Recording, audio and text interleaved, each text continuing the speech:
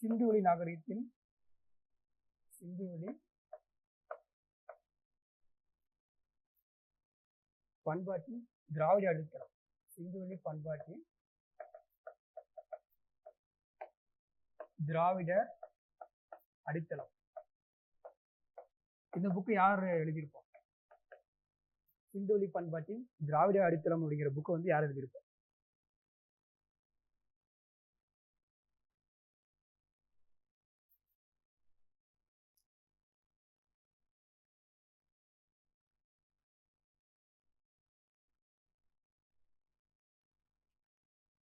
யாரும் எழுதியிருப்போம்? சிந்துவெளி பண்பாட்டின் திராவிட அடித்தளம் அப்படிங்கிற புக்கு யார் எழுதியிருப்போம்?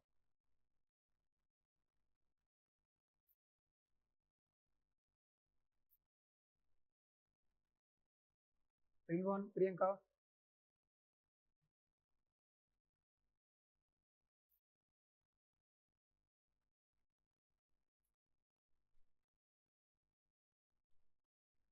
யாருங்க? பாலகிருஷ்ணன் ஐஏஎஸ். யார் அந்த புக் எழுதியிருப்பா? பாலகிருஷ்ணன் ஐஏஎஸ். இவருதான் அந்த புக் எழுதியிருப்பார். ரிக்வேதத்துல திராவிட சொல் இடம்பெற்றிருக்கு அப்படின்னு யார் சொல்லியிருப்பா? ரிக்வேதத்துல திராவிட சொற்கள் வந்து இடம்பெற்றிருக்குன்னு யார் சொல்லியிருப்பா?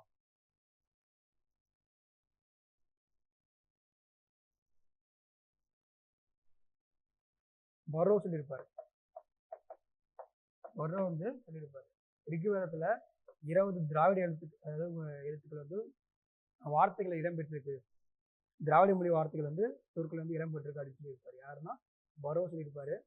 அதே மாதிரி வந்து சித்திரை எழுத்துக்கு அப்படியும் சித்திரை எழுத்து தமிழ் மொழியோடு தொடர்புடையது. அதாவது சொல்றாங்கன்னா சித்திரை எழுத்து அப்படிங்கிறது எங்க யூஸ் பண்ணுவாங்க அப்படின்னா சிந்துவெளி நாகரிகத்துல. இது வந்து யாரோட தொடர்புடையதுன்னா தமிழ் மொழியோடு தொடர்புடையது அப்படின்னு சொல்லியிருப்பாங்க. அப்படி சொன்னது யாருன்னா அஸ்கோ பார்பவோலா. சித்திரை எழுத்து அப்படிங்கிறது தமிழ் எழுத்தோட தொடர்பு இருக்கு அப்படின்னு சொன்னது யாருன்னா அஸ்கோ பார்போலோ. இவர் என்ன சொல்லியிருப்பாருன்னா சித்திரை எழுத்து அப்படிங்கிறது தமிழ் மொழியோட தொடர்பு இருக்குன்னு சொல்லியிருப்பாரு.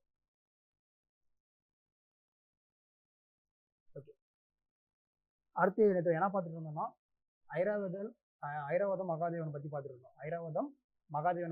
இருந்தோம். அவர் வந்து என்னென்ன ஆராய்ச்சி பண்ணியிருக்காரு? அவர் வந்து ஒரு கல்வெட்டு ஆய்வாளர். அவர் வந்து யாரு? ஒரு கல்வெட்டு ஆய்வாளர். அப்ப அவர் வந்து என்னென்ன பண்ணியிருக்காரு அப்படின்னு பார்த்தோம். ஃபர்ஸ்ட் அவர் என்ன சொல்லியிருப்பாருன்னா சிந்து மொழிக்கும் தமிழ் பிராமிக்கும் தொடர்பு சொல்லியிருப்பாரு. சிந்து மொழி அப்படிங்கிறது என்னன்னா இண்டஸ் வேலி சிவிலைசேஷன், சிந்துவெளி நாகரிகத்துல யூஸ் பண்ண மொழிக்கும் தமிழ் மொழிக்கும் தொடர்புன்னு சொல்லியிருப்பாரு.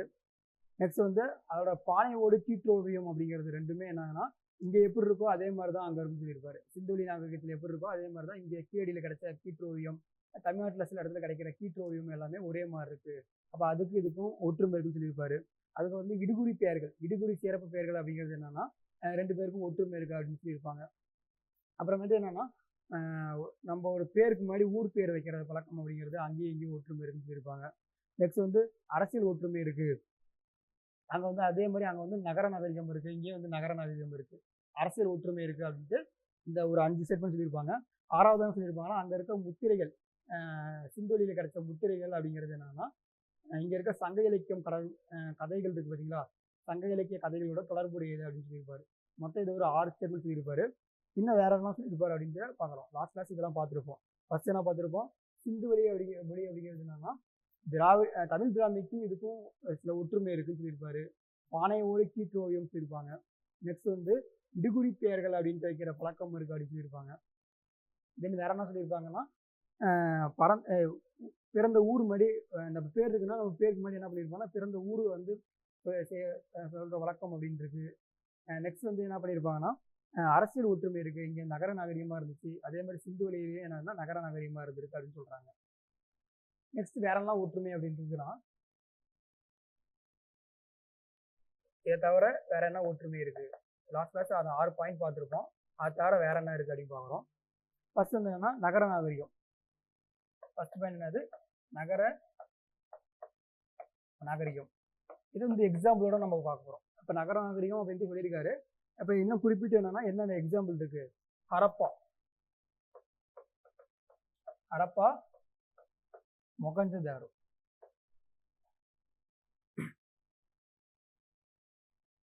ஹரப்பா, மொகஞ்சதாரோ. ஹரப்பா, மொகஞ்சதாரோ அப்படிங்கிறது என்னன்னா இது ரெண்டுமே நகர நாகரிகம். இது வந்து 1921 கண்டுபிடிச்சிருப்பாங்க தயாராம் சாகி அப்படிங்கிறவங்க. இது வந்து 1922 கண்டுபிடிச்சிருப்பாங்க ஆர்டி பேனர்ஜி. பேனர்ஜி அப்படிங்கிறது கண்டுபிடிச்சிருப்பாரு இவரு. இதெல்லாம் நீங்க ஹிஸ்டரி கிளாஸ்ல நடத்துவாங்க. இது பேனர்ஜி. இது வந்து என்னன்னா தயாராம் சாகி. தயாராம் சாகி.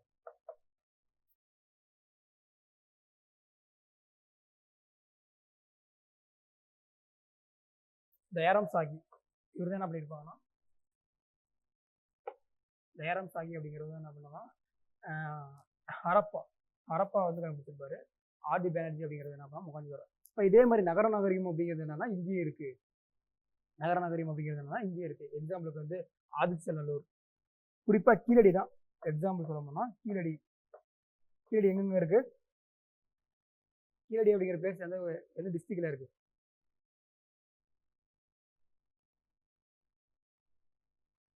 ஆன்சர் பண்ணுங்க. எங்க? சிவகங்கை. எங்க இருக்குன்னா சிவகங்கை. அடுத்து ஆதிச்சநல்லூர். இதெல்லாம் வந்து என்னன்னா இங்கேயும் அங்கேயும் கம்பேர். ஆதிச்சநல்லூர் இது எங்க இருக்கு? தூத்துக்குடி. ஆதிச்சநல்லூர் அப்படிங்கிறது இருக்கு தூத்துக்குடி. இப்போ ரெண்டு பிளேஸ் என்னன்னா கம்பேர் பண்றாங்க. இங்கேயும் நகர நாகரிகம் இருக்கு, அங்கேயும் நகர நாகரிகம் இருக்கு. அப்போ இதெல்லாம் ஒற்றுமையா இருக்குன்னு சொல்லியிருக்காங்க. அடுத்து என்னன்னா எழுத்துமுறை.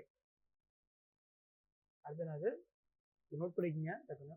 தயாராம் சாகி, ஆர்டி பேனர்ஜி அப்படிங்கிறவங்க. நெக்ஸ்ட் வந்து என்னன்னா எழுத்துமுறை. எழுத்துமுறை அப்படிங்கிறது ஒற்றுமை இருக்கு. அவங்க வந்து சித்திரை எழுத்துமுறை யூஸ் பண்ணியிருப்பாங்க. அதுக்கு இதுக்கு என்னன்னா சில ஒற்றுமை இருக்கு. சித்திரை எழுத்துமுறைக்கு வந்து தமிழ் பிராமிக்கு என்னன்னா சில ஒற்றுமை இருக்கு அப்படின்னு சொல்றாங்க.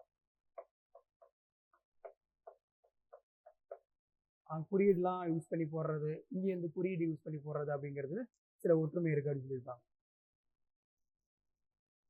நெக்ஸ்ட் வந்து என்ன பண்ணா மீனுக்கு முக்கியத்துவம் கொடுத்துருப்பாங்க. இங்கே என்ன பண்ணியிருப்பாங்கன்னா மீனுக்கு முக்கியத்துவம் கொடுத்துருப்பாங்க. இப்போ இங்கே என்னன்னா பாண்டிய மன்னர்களோட சின்னம் அப்படிங்கிறது மீனா இருக்கும். மீனாட்சி அப்படின்ட்டு மதுரை மீனாட்சி அப்படின்னு பேர் வச்சிருக்காங்க. சரிங்களா? மதுரை மீனாட்சி அப்படின்னு பேர் இங்கே வச்சிருக்காங்க. கடவுளுக்கு வந்து என்ன பண்றாங்க? மீனாட்சின்னு பேர் வச்சிருக்காங்க. பாண்டிய மன்னனோட சின்னம் அப்படிங்கிறது என்னது? மீனா இருக்கு. பாண்டிய மன்னனோட சின்னம் அப்படிங்கிறது மீன் இருக்கு. அவங்க அதே மாதிரி என்னன்னா அங்கேயும் இந்த மீன் கொடி, இப்போ கொடி அப்படிங்கிறது மீன் கொடியா இருக்கு. அப்போ அதே மாதிரி என்னன்னா மீனுக்கு அவங்க சிந்தொலி நாகரிகத்துல ஒற்றுமை இருக்கு. அங்கேயும் வந்து என்னன்னா மீனுக்கு முக்கியத்துவம் கொடுத்துருக்காங்க. இங்கேயும் வந்து என்ன பண்றாங்கன்னா மீனுக்கு வந்து முக்கியத்துவம் கொடுத்துருக்காங்க அப்படின்னு சொல்ல வரும். இது நோட் பண்ணிக்கங்க. மதுரை மீனாட்சி அப்படிங்கிறதுக்கும் பாண்டிய மன்னன் வந்து மீன் கொடி யூஸ் பண்ணியிருப்பாங்க அப்படிங்கிறதுக்கும் ஒற்றுமை இருக்கு. ஃபோர்த் வந்து என்ன சொல்ல போகுதுன்னா மட்பாண்டங்கள். மட்பாண்டங்கள் அப்படிங்கிறது என்னன்னா ஒற்றுமை இருக்கு. மட்பாண்டங்களுக்கு கருப்பு சிவப்பு மட்பாண்டங்கள் அங்கேயும் யூஸ் பண்ணாங்க, இங்கேயும் வந்து கருப்பு சிவப்பு மட்பாண்டங்கள் யூஸ் பண்ணியிருக்காங்க அப்படின்ட்டு சில ஒற்றுமை இருக்கு. இதெல்லாம் சொன்னவர் யாருன்னா ஐராவதம் மகாதேவன். இதெல்லாம் சொல்றவர் யாரு? ஐராவதம் மகாதேவன். அடுத்து வந்து என்னன்னா விண்ணியல் அறிவு.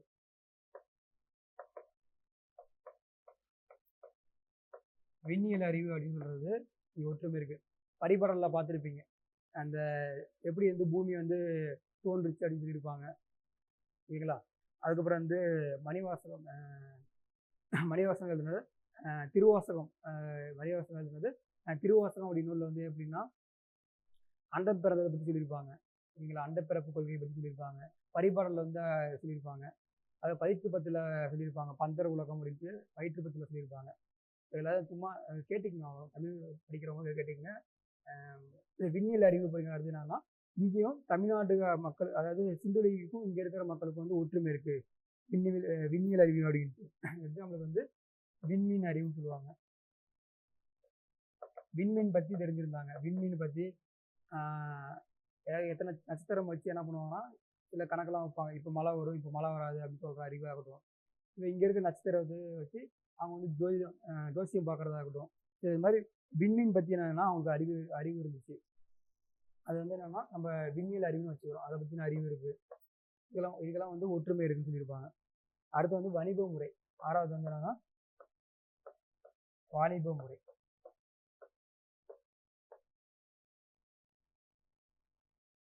சும்மா இரும்பு நோட் பண்ணிக்கங்க.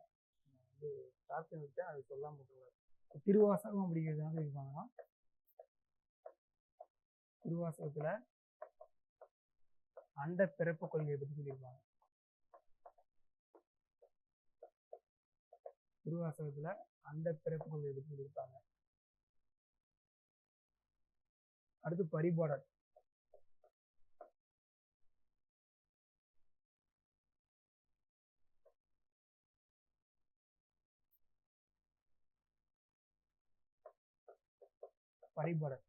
பரிபாடல் என்ன சொல்லியிருப்பாங்கன்னா, இந்த சோலார் சிஸ்டம் அப்படிங்கிறது இந்த கேலக்சியெல்லாம் எப்படி உருவாச்சு சரிங்களா, அது நெருப்பு பந்து மாதிரி ஒரு சூரியன் அப்படிங்கிறதுலாம் ஃபுல்லாகவே வந்து ஒரு பெரிய சோலார் சிஸ்டமாக இருந்துச்சு. அது வந்து கேலக்சி அப்படிங்கிறது நிறைய கேலக்சி இருக்குது. அப்போ அதில் வந்து வெடித்து உருவானது தான் பிக் பேங் தியரின்னு சொல்லுவாங்க பார்த்தீங்களா. அப்போ அதே சிம்பிளாக எழுதிக்கலாம், பெருவெடிப்பு கொள்கைன்னு எழுதிக்கலாம். பெரு வெடிப்பு கொள்கை இதை பற்றி பரிபாடலில் சொல்லியிருப்பாங்க. பெருவெடிப்பு கொள்கையை பற்றி சொல்லியிருப்பாங்க, அண்டப்பிறப்பு கொள்கையை பற்றி சொல்லியிருக்காங்க. திருவாசகத்தில் அண்டப்பிறப்பு கொள்கையை பற்றி சொல்லியிருக்காங்க, பரிபாடலில் பெருவெடிப்பு கொள்கையை பற்றி சொல்லியிருக்காங்க. அப்போ இதுக்கெல்லாம் ஒரு சில இன்டர்லிங்க் இருக்குது. அப்போ அதே மாதிரி சிந்துவெளி நாகரிகத்திலும் இந்த விண்மீன் பற்றின அறிவு இருக்குது. இவங்க வந்து அந்த விண்மீன் பற்றிய அறிவு இருக்குது, இதில் தான் சொல்லியிருப்பாங்க. அடுத்து வந்து வாணிப முறை சொல்லியிருக்கோம். இப்போ இந்த வாணிப முறை அப்படிங்கிறது வரும்போதுன்னா வர்த்தகம். இந்த வர்த்தகம் வந்து அங்கேயும் என்ன பண்ணியிருக்காங்கன்னா மெசபடோமிய நாகரிகத்துலேயும் என்னன்னா வர்த்தகம் பண்ணியிருப்பாங்க. இந்த பாரசீகத்துக்கெல்லாம் போயிட்டு வர்த்தகம் பண்ணியிருப்பாங்க. ரோம், கிரேக்கம், மெசபடோமியா இவங்க என்ன பண்ணியிருப்பாங்கன்னா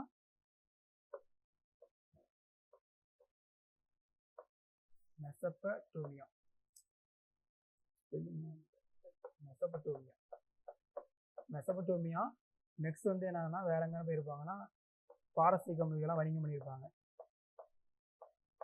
அடுத்தது தென்னிந்தியாவிலேருந்து எங்கே வணிகம் பண்ணியிருப்பாங்கன்னா ஈரான், ஈராக் பார்த்துருப்போம். வேற எங்கே பண்ணியிருப்பாங்கன்னா ரோம், கிரேக்கம் இதெல்லாம் பிளேஸ் வந்து இப்போ இருக்கிற பிளேஸு. அதுக்கு முன்னாடி எப்படி இருக்குன்னா கிரேக்கம், ரோம், எகிப்து, இப்போ வந்து கிரேக்கம், ரோம் இதெல்லாம் என்ன பண்ணியிருப்பாங்கன்னா தென்னிந்தியா வந்து வணிகம் பண்ணியிருப்பாங்க. அப்போ அவங்கேயும் வணிகம் பண்ணியிருக்காங்க. இங்கேயே வந்து வணிகத்துக்கு வந்து வெளி கண்ட்ரிக்கெலாம் போயிருக்காங்க, வெளிநாட்டுக்கெல்லாம் போயிருக்காங்க அப்படின்னு சொல்லும்போது இது 2 பேரும் ஒற்றுமை இருக்குன்னு சொல்கிறாரு. யார் சொல்கிறாங்கன்னா ஐராவதம் மகாதேவன் சொல்கிறாரு. நெக்ஸ்ட் வந்து என்னன்னா வழிபாட்டு முறை. இதெல்லாம் எழுதிட்டீங்களா? சொல்கிறது கன்வே ஆகுதா? டவுட் ஏதாவது இருக்கா?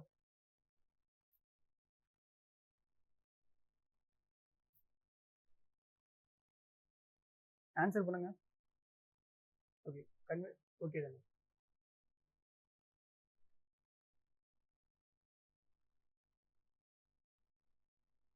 இப்போ நெக்ஸ்ட் என்ன சொல்ற வரோம்னா வழிபாட்டு முறை.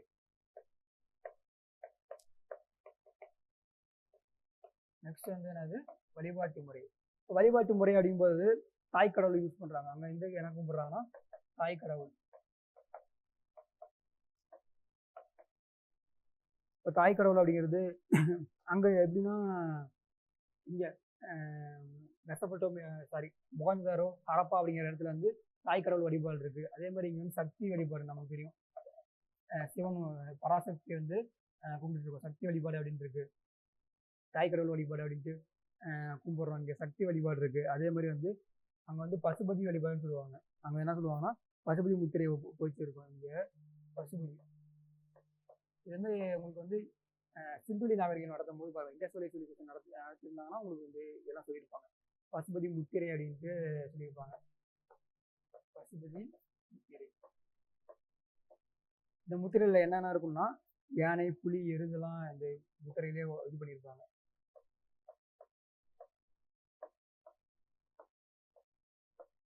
யானை, புலி, எருது, காண்டாமிருகம் யானை புலி மேலே வந்து ரெண்டு இது மேலே ரெண்டு இருக்கும், கீழே வந்து இந்த முத்திரையில் இடம் போட்டிருக்கும், காண்டாமல் இருக்கும்.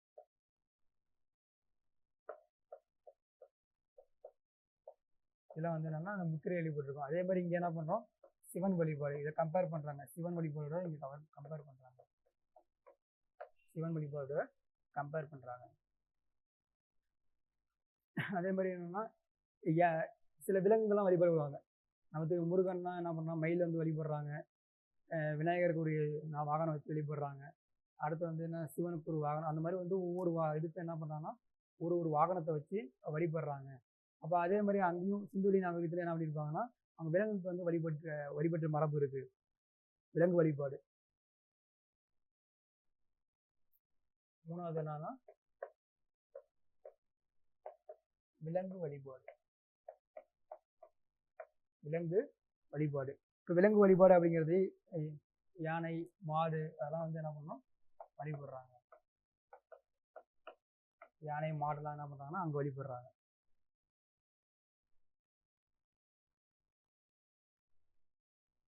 பாம்பு, புலி, பின்ன ஐயப்பனுக்கு வந்து புலி அதுதான் வந்து வழிபடுறாங்க. ஃபோர்த்து வந்து என்னன்னா மரம் வழிபாடு. மரத்தை வந்து வழிபடுறாங்க. ஃபோர்த்து என்னது மரம் வந்து வழிபடுறாங்க. மரம்னா அரச மரம் வந்து வழிபடுறாங்க. இதில் வேப்ப மரம் வழிபடுறோம். இது மாதிரி மரம் வழிபாடு. அரச மரம் அங்கே வந்து அரச மரம் வழிபடுவாங்க. இங்கே வந்து என்னன்னா அரச மரம், வேம்பு இதெல்லாம் வந்து என்ன பண்ணுறோம் தமிழ்நாட்டில் வழிபட்டு இருக்கோம். சவுத் இந்தியாவில் வந்து இதெல்லாம் வழிபட்டு இருக்கோம். அடுத்து வந்து நீர் வழிபாடு.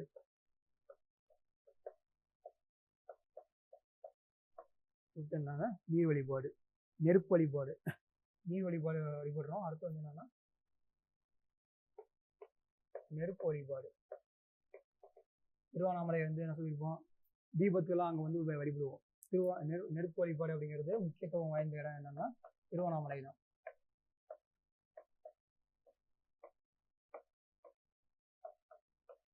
திருவண்ணாமலை தான் நெருப்பு வழிபாடுக்கு ரொம்ப முக்கியத்துவம் வாய்ந்தது. அக்னிஸ்தலம்னு சொல்லுவாங்க.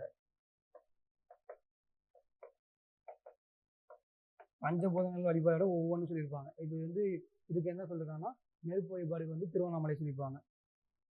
ஓகே, இதெல்லாம் வந்து என்னன்னா நமக்கு ஒற்றுமை இருக்கு, சிந்துவெளி நாகரிகத்துக்கு நமக்கு ஒற்றுமை இருக்குன்னு சொல்லியிருக்கோம்.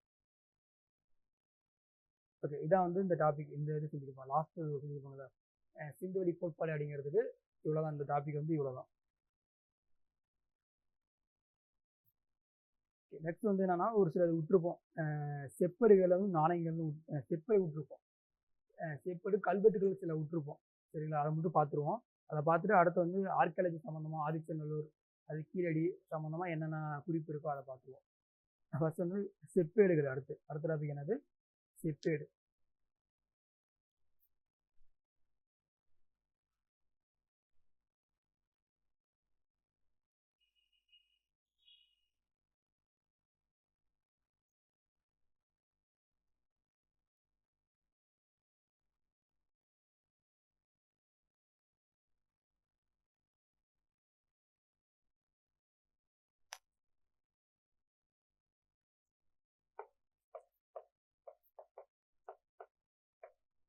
செப்பேடு ஃபர்ஸ்ட் வந்து பல்லவர் காலம். ஃபர்ஸ்ட் என்னது பல்லவர் காலம். பல்லவர் காலத்தோட செப்பேடு என்னென்ன கிடைச்சிருக்கு, பல்லவர் காலத்தோட செப்பேடு என்னென்ன கிடைச்சிருக்கு. ஃபர்ஸ்ட் வந்து என்னன்னா பல்லன் அப்படிங்கிற ஒரு செப்பேடு. ஃபர்ஸ்ட் என்னது பல்லன் அப்படிங்கிற கோயில் இருக்கிற ஒரு செப்பேடு. அது யார் காலத்துனா சிம்ம விஷ்ணு காலத்துல. யார் காலத்துக்கு, சிம்ம விஷ்ணு காலத்துக்கு. இப்போ சிம்ம விஷ்ணு காலத்துல என்னன்னா இது இந்த பழன் கோயில் அப்படிங்கிறது எங்க இருக்குன்னா திருப்பரங்குன்றத்துல இருக்கு. எங்க இருக்கு, திருப்பருத்தி குன்றம்.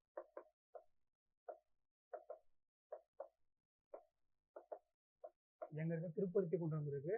இவங்க என்ன பண்ணியிருப்பாங்கன்னா ஒரு நன்கொடையை வாங்கியிருப்பாங்க. யாருக்கு வேணும்னா சமண கோயிலுக்கு வந்து நன்கொடையை வாங்கியிருப்பாங்க. சமண கோயிலுக்கு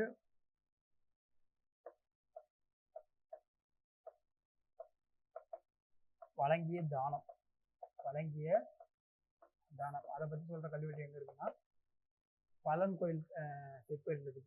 பல்லன் கோயில் வந்து செப்பேடு அப்படிங்கிறது இருக்குது.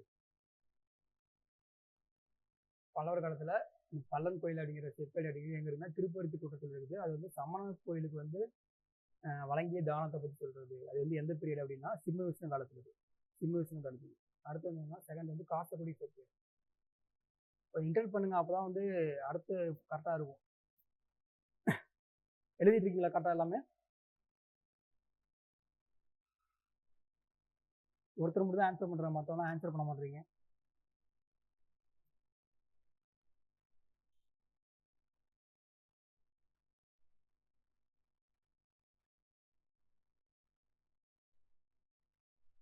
ரிவான் பிரியங்கா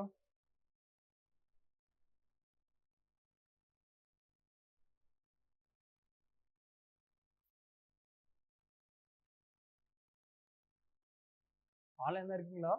ஆன்சர் பண்ணுங்க ஏதாவது.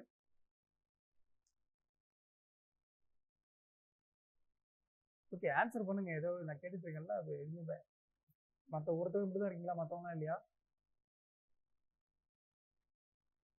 ஓகே நெக்ஸ்ட் பார்ப்போம். நெக்ஸ்ட் வந்து என்னன்னா காசக்குடி செப்பேடு. எழுதியாச்சா? எழுதியாச்சுன்னா அடுத்து போகும். நெக்ஸ்ட் வந்து என்னன்னா காசக்குடி செப்பேடு.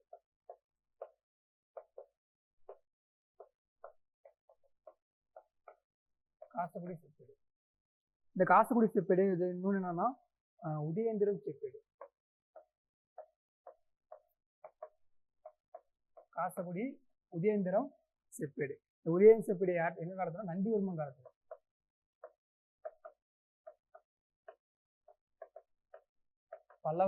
பல்லவ அரசனான நந்திவர்மன் காலத்துது. இதை பற்றி சொல்லுவேன். நந்திவர்மன் காலத்தோட செப்பேடு அப்படிங்கிறதுனா காசக்குடி செப்பேடு, உதயேந்திரம் செப்பேடு. நெக்ஸ்ட் வந்து கூரம் செப்பேடு. இந்த செப்பேடுலாம் என்னன்னா நந்திவர்மன் காலத்துல என்ன நடந்துச்சு அப்படின்னு சொல்றது செப்பேடு தான். அவர் என்ன பண்ணாங்க அப்படின்னு சொல்ற செப்பேடு கூரம் செப்பேடு. ஏன்னா பரமேஸ்வரவர்மன் காலத்துல. கூரம் செப்பேடு அப்படிங்கிறது யாரோ காலத்துலன்னா பரமேஸ்வரவர்மன் காலத்துக்கு. இவங்க யாருன்னா எல்லாமே பல்லவர்கள் தான். அடுத்து வேலூர் பாளையம் செப்பேடு அப்படிங்கிறது யாரோடதுன்னா வேலூர் பாளையம். வேலூர் பாளையத்துக்கு கிடைச்ச செப்பேடு அப்படிங்கிறது யாரோடது அப்படின்னா 3ஆம் நந்திவர்மன்.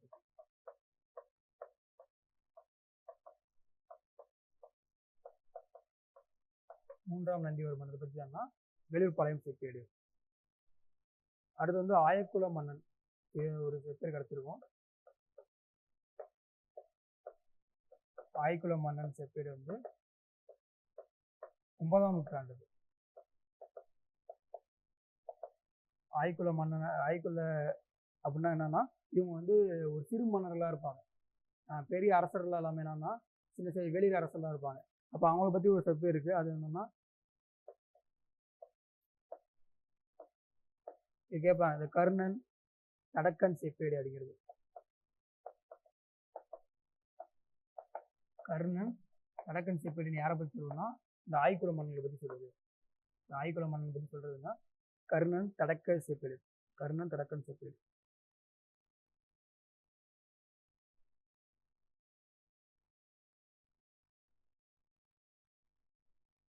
நெக்ஸ்ட் வந்து என்னன்னா இதான் பல்லவர் காலத்துல செப்பேடு.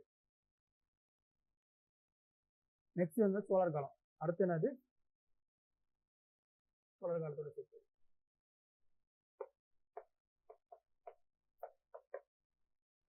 சோழர் காலத்தோட செப்பேடு ஃபர்ஸ்ட் என்னன்னா லெய்டன் செப்பேடு. Leiden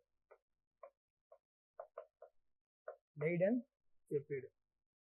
Leiden செப்பேடு அப்படிங்கிறதுனா டச்சுக்காரங்களோட செப்பேடு. இது எங்க இருக்குன்னா இப்ப டச்சு போலந்துல இருக்கு. போலந்து அப்படிங்கிற மியூசியத்துல இருக்கு சார். லெய்டன் செப்பேடு அப்படிங்கிறது எங்க இருக்குன்னா டச்சுல போலந்து அப்படிங்கிற மியூசியத்துல இருக்கு. இது வந்து என்ன செப்பேடு அப்படிங்கிறது எங்க கண்டுபிடிச்சிருப்பாங்க அப்படின்னா ஆனைமங்கலத்துல. ஆனைமங்கலத்தை என்ன பண்ணிருப்பாங்கன்னா லெய்டன் செப்பேடுன்னு கண்டுபிடிச்சிருப்பாங்க. இது யார் வந்து இஷ்யூ பண்ணியிருப்பா? இந்த செப்பேடு வந்து யார் இது பண்ணியிருப்பா அப்படின்னா லெய்டன் செப்பேடு அப்படிங்கிறது 1ஆம் ராஜேந்திர சோழன். கொஞ்சம் இதெல்லாம் கொஸ்டின் கேட்பாங்க, பார்த்துக்குங்க. 1ஆம் ராஜேந்திர சோழன். 1ஆம் ராஜேந்திர சோழன் வந்து என்ன பண்ணியிருப்பாங்கன்னா ஆஹ் தானம் கொடுத்ததுக்காக நாகை புத்த மடத்துக்கு என்ன பண்ணியிருப்பாருன்னா தானம் வழங்கியிருப்பார். நாகை புத்த மடத்திற்கு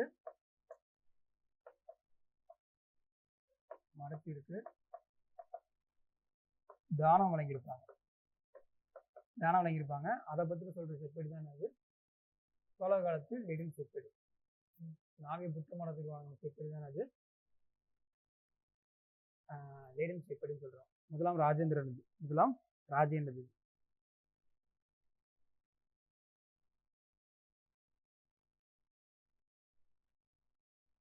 இது வந்து இந்த தானத்தை என்ன சொல்றாங்கன்னா சூளாமணி வர்ம விகாரம் சொல்றாங்க.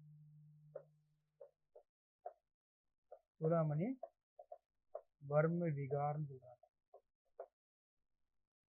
சோழாமணி வர்ம விகார் நாகை புத்த மடத்திற்கு தானம் வழங்கினதை சொல்றதா வந்து லெடின் செப்பேடு.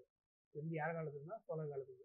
குறிப்பா யாரோட காலத்துக்குன்னா முதலாம் ராஜேந்திர சோழன் முதலாம் ராஜேந்திர சோழனோட காலத்துக்கு. கங்கை கொண்ட சோழபுரம் கட்டியிருப்பார்ல முதலாம் ராஜேந்திரன், கங்கை கொண்ட சோழபுரம். அப்போ அவரோட காலத்துல வந்து இது ஆனைமங்கலத்தை கிடைச்ச லெடின் செப்பேடு அப்படிங்கிறது. சூளாமணி வர்ம விகாரம் அப்படின்ட்டு அந்த இதுல மென்ஷன் பண்றாங்க. இதை அடுத்து வந்துன்னா திருவிழாங்காடு செப்பேடு, கரந்தை செப்பேடு.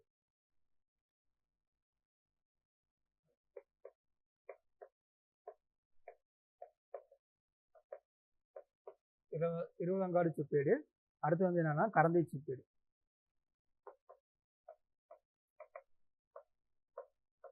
இது யாரோட காலத்துல தான் மேக்ஸிமம் கொஸ்டின் கேட்பாங்க.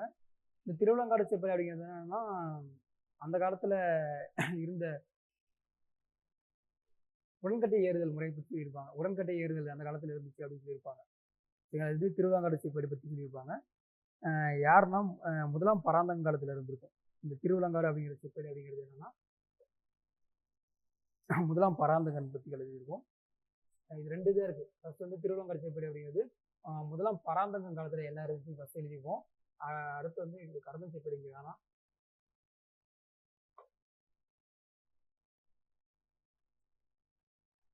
திருவிழாங்காடு செப்பேடு அப்படிங்கிறது முதலாம் பராந்தகன்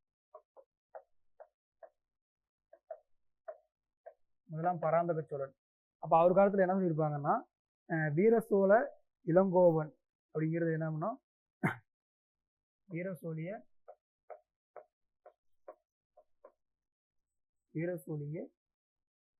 இளங்கோவன் வச்சுங்க. இப்ப இந்த மன்னன் அப்படிங்கிறது இந்த மன்னனோட இவர் வந்து இறந்துருவாரு. மன்னோட ஒய்ஃப் தான் வந்து கங்காதேவி. இவரோட மனைவி தான் என்னது கங்காதேவி. இவங்க என்ன பண்ணியிருப்பாங்கன்னா உடன்கட்டை ஏறுதல் பற்றி சொல்லியிருப்பாங்க. வீரசோழியும் மன்னர் யார் காலத்துலன்னா பராந்தகனோட ஒரு குடிநில மன்னர் தான். இவர் வந்து வீரசோழிய இளங்கோ அப்படிங்கிறது ஒரு குடிநில மன்னர். அவரோட ஒய்ஃப் தான் வந்து கங்காதேவி. அவங்க வந்து என்ன பண்ணியிருப்பாங்க உடன்கட்டை ஏறிருப்பாங்க. அவர் இறந்துருவாரு, அதனால உடன்கட்டை ஏறி இருப்பாங்க. இதை பத்தி சொல்ற செய்தியை சொல்றதுதான் திருவிழாங்காடு செப்பேடு. இதை சொல்ற செய்தி என்னது அவங்க வேற இவங்க வேற. அது வந்து அவங்க வேற.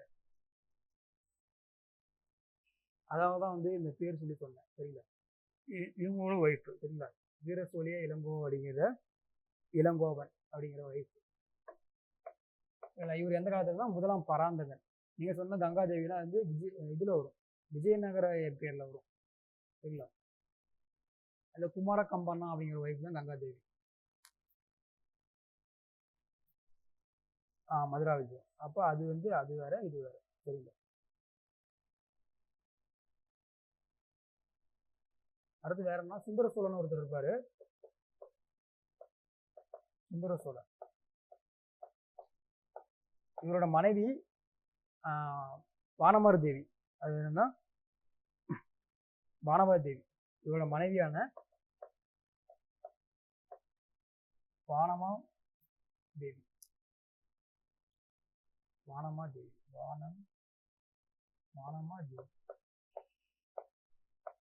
இந்த வானமாதேவி அப்படிங்கிறது என்ன பண்ணியிருப்பாங்கன்னா இவங்களும் உடன்கட்டை ஏறி இருப்பாங்க. சுந்தர சோழனோட வைப்பு வானமாதேவி அப்படிங்கிற உடன்கட்டை ஏறி இருப்பாங்க. அதை பற்றி சொல்ற கல்வெட்டு அப்படிங்கிறது திருவிழாங்காடு செப்பேடு. இதெல்லாம் இந்த மாதிரி எல்லாம் கேட்க மாட்டாங்க. சப்போஸ் ஸ்டேட்மெண்ட் வைக்கும்போது வந்து உடன்கட்டை ஏறுதல் அந்த காலத்தில் வழக்கத்தில் இருந்துச்சா, அது குறித்த சோழர் காலத்தில் இருந்துச்சா அப்படின்னு கேட்கும்போது வந்து இதெல்லாம் நம்ம மென்ஷன் பண்ணலாம். ஓகேவா? நெகட்டிவாக இருக்குது, ஒரு சிலது சொல்ல முடியாது, கேட்கறது வாய்ப்பு இருக்குது, மேக்ஸிமம் கேட்க மாட்டாங்க அப்படின்னு எனக்கு வருது. ஓகேவா? இதெல்லாம் ஒரு ஒரு எவிடன்ஸாக இருக்குது அப்படின்னு பார்த்துக்கிறோம். புக்கில் இருக்கிறனால நம்ம அப்படியே சொல்லிக்கிறோம். ஓகே, நெக்ஸ்ட் போகலாமா?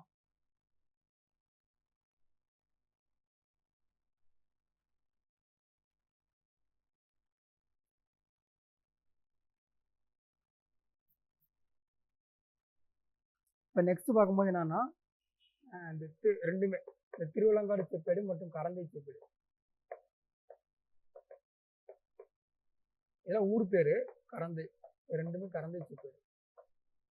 இது ரெண்டும் யாரை பற்றி சொல்லுதுன்னா, இது இது வந்து முன்னாடி இருக்க செப்பேடு வேற, இங்க இருக்கிற செப்பேடு அடுத்து வர்றது வேற. இது வந்து என்ன சொல்றாங்கன்னா, முதலாம் ராஜேந்திரன், முதலாம்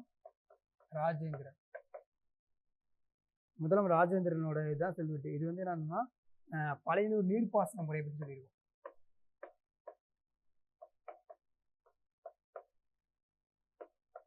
பழையனூர் நீர்ப்பாசன முறை பற்றி சொல்ற கல்வெட்டு தான் இது. திருவிலங்காடு கரந்தை செப்பேடு முதலாம் ராஜேந்திரனை பற்றினது. அது பார்த்தீங்கன்னா அடுத்து வந்து அன்பில் செப்பேடு. மேக்ஸிமம் என்ன கொஸ்டின் கேட்பாங்கன்னா, இந்த அன்பில் செப்பேடு கொடுத்துட்டு இது வந்து சோழர் காலத்துல தான் வருது, பாண்டியர் காலத்துல வருது அப்படின்ட்டு மேக்ஸிமம் கேட்பாங்க. அதை ரொம்ப டீட்டெயிலாக கேட்கும்போது தான் எந்த அரசர் அப்படின்னு கேட்க வாய்ப்பு இருக்கு. இப்போ அன்பில் செப்பேடு. இப்போ அந்த அன்பில் செப்பேடு அப்படிங்கிறது யாரை பற்றி இருந்தால் சுந்தர சோழர்.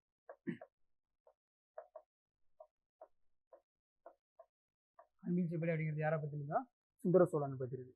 அடுத்து கன்னியாகுமரி அப்படிங்கிறத ஒரு செப்பேடு இருக்கு. கன்னியாகுமரியில் கிடைச்ச ஒரு செப்பேடு.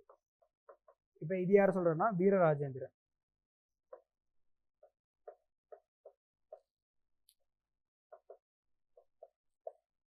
ஒரு டைம் படிச்சுட்டு போவாங்க, 2-3 டைம் படிச்சுட்டு போனீங்கன்னாவே இந்த மாதிரி செப்பேடெல்லாம் இருந்துச்சு அப்படின்ட்டு சும்மா மேக்ஸில் கேட்க வாய்ப்பு இருக்கு.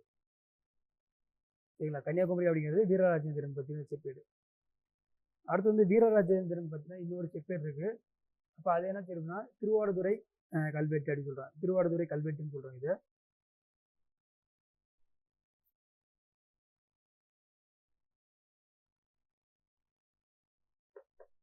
இது யாரோட வருதுன்னா திருவாடுதுறை கல்வெட்டு. யாருன்னா வீரராஜேந்திரனோட கல்வெட்டு. இதெல்லாம் வீரராஜேந்திரன் சோழன், இதெல்லாம் வந்து வீரராஜேந்திர சோழன் அப்படிங்கிறது திருவாடுதுறை கல்வெட்டு. இது என்ன சொன்னா மருத்துவ பள்ளி இருந்த பத்தி சொல்றது.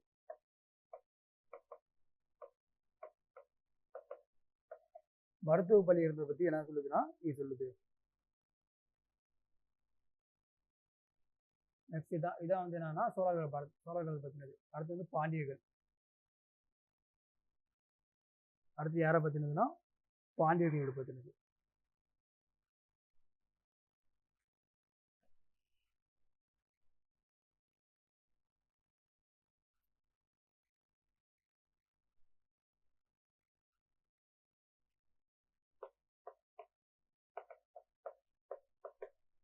இந்த பாண்டியர்கள் பத்தின கல்வெட்டு அப்படிங்கிறது இளையான் புதூர் அப்படிங்கிறது ஊரை தானம் பண்ணியிருப்பாங்க.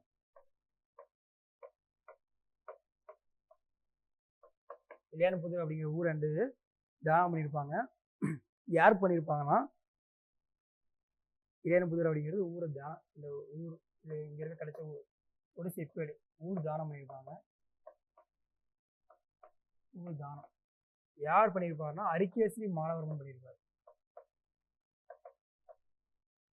இந்த ரீ வரும், சின்ன ரீ வரும்.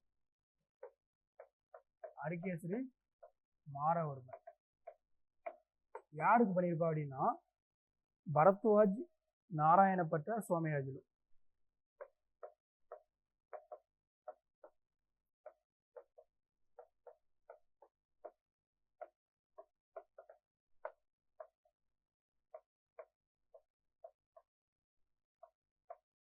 பரத்வாஜ் நாராயணப்பட்ட சோமயாஜுலு அப்படிங்கிறது என்ன பண்ணாங்கன்னா இது வந்து ஊரை வந்து தியானம் பண்ணியிருப்பாரு.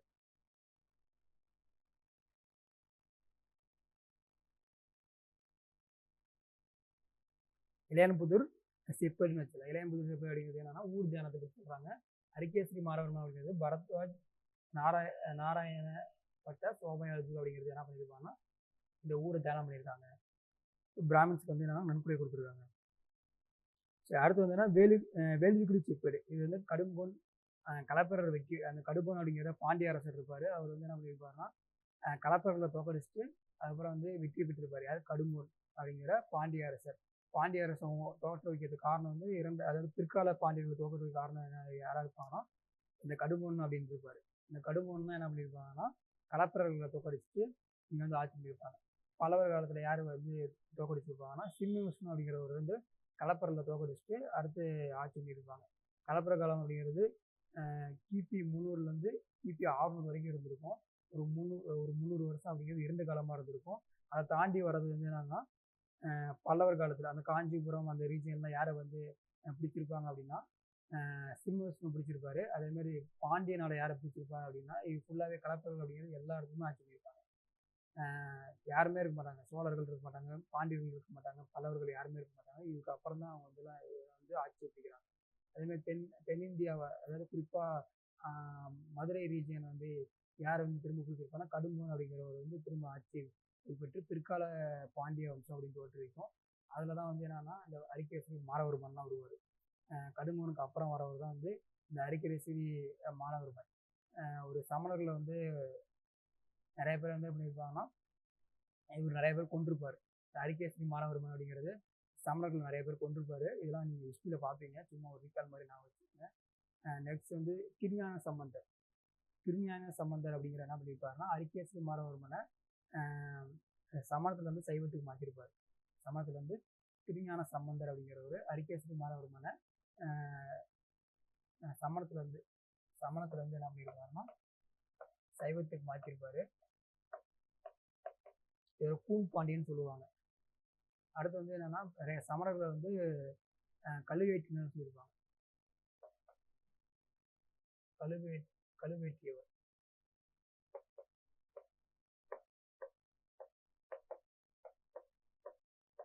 கழுவேற்றியவர் சமணர்கள் என்ன பண்ணியிருப்பாங்கன்னா கழுவேற்றிருப்பாரு. கழுவேற்றினா கொன்றிருப்பாரு அப்படின்னு சொல்லியிருப்பாங்க. இதெல்லாம் வந்து உங்களுக்கு ஹிஸ்ட்ரியில் ஓரளவு சொல்லுவாங்க. இப்போ அவரு தான் என்ன பண்ணியிருப்பாங்கன்னா அரிகேசரி மாறவர்மன் அப்படிங்கிறது பரத்வாஜ் நாராயணப்பட்ட சோமயாஜுக்கு வந்து என்ன பண்ணா நன்கொடையாக கொடுத்துருப்பாரு. அந்த ஊரையே இளையான்புதூர் அப்படிங்கிற ஊரையே வந்து நன்கொடையாக கொடுத்துருப்பாரு அப்படிங்கிறோம். நெக்ஸ்ட் வர வந்து என்னன்னா கடும்பன்.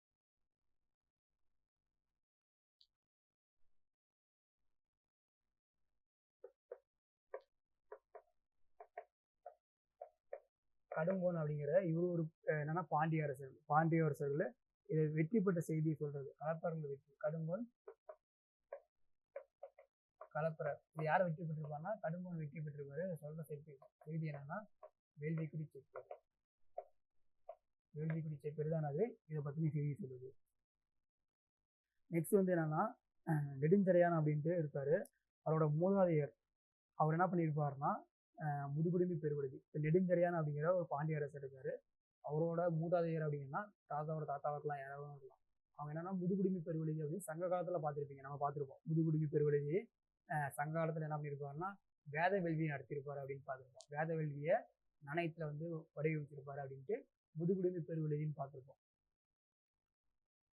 இப்போ அவர் என்ன பண்றாருன்னா இந்த வேள்விக்குடி செப்பேடு அப்படிங்கிறது இன்னொரு விஷயம் என்ன சொல்லுது அப்படின்னா நெடுஞ்செழியன் இந்த நெடுஞ்செழியன் அப்படிங்கிற இவரோட மூதாதையர், இவரோட தாத்தா அல்லாட்டியா அதுக்கு மேல கூட வச்சுக்கலாம். மூதாதையர் அவர் தான் யாரு? முதுகுடுமி பெருவழுதி.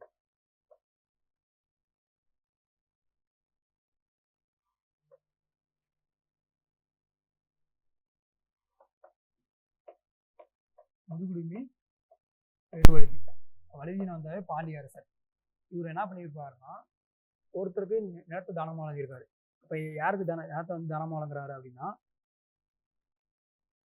கொர்க்கேகிலான் நரசிங்கான்.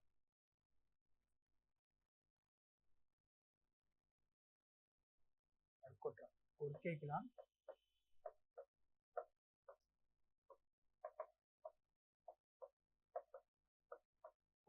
நற்கோட்ரான்.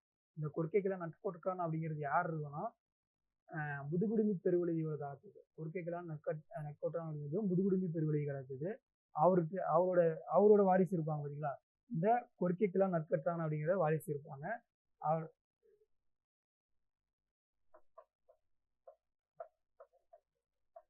நரசிங்கன். கொற்கைக்கிலான் நற்கோற்றான் அப்படிங்கிறது இவர் வந்து இவரு தாத்தா. இவர் வந்து என்னன்னா ஓல்டு மேனு. இவரோட பேரன் தான், பேரன்ஸ் கொல்லு பேரன் ஏதாவது இருக்கலாம். அவங்க வந்து நரசிங்கன் அப்படிங்கிறவங்க. ஓகேவா? இவங்களுக்கு என்ன பண்ணியிருப்பாங்கன்னா இந்த தானத்தை வாங்கியிருப்பாங்க. திரும்ப மறுப்பு எழுதுறாங்க. எந்த காலத்துல அப்படின்னா நெடுஞ்செழியன் காலத்துல வந்து இது மாதிரி வந்து ஏற்கனவே வந்து மூதாதையர் அப்படிங்கிறவர் என்ன பண்ணுவாங்கன்னா இவருக்கு நிலத்தை எழுதி கொடுத்துருக்காரு. அந்த வழியோட வந்தவங்க வந்து அந்த அதன்படி வந்து நிலத்தை நான் வச்சிருக்கேன் அப்படின்ட்டு நரசிங்கன் அப்படிங்கிற காலத்துல வந்து அவர் வந்து வச்சிருக்காரு. இது வந்து என்னன்னா வேள்விக்குடி செப்பேடுல எழுதுறாங்க. யார் எழுதுறா அப்படின்னா நெடுஞ்செழியன் அப்படிங்கிறவர் எழுதுறாரு. நெடுஞ்செழியன் அப்படிங்கிற என்ன பண்றாங்கன்னா வேள்விக்குடி செப்பேடுல எழுதுறாரு. ஓகேவா? அது கண்ணி ஆகுதா என்ன சொல்றேன்னுட்டு?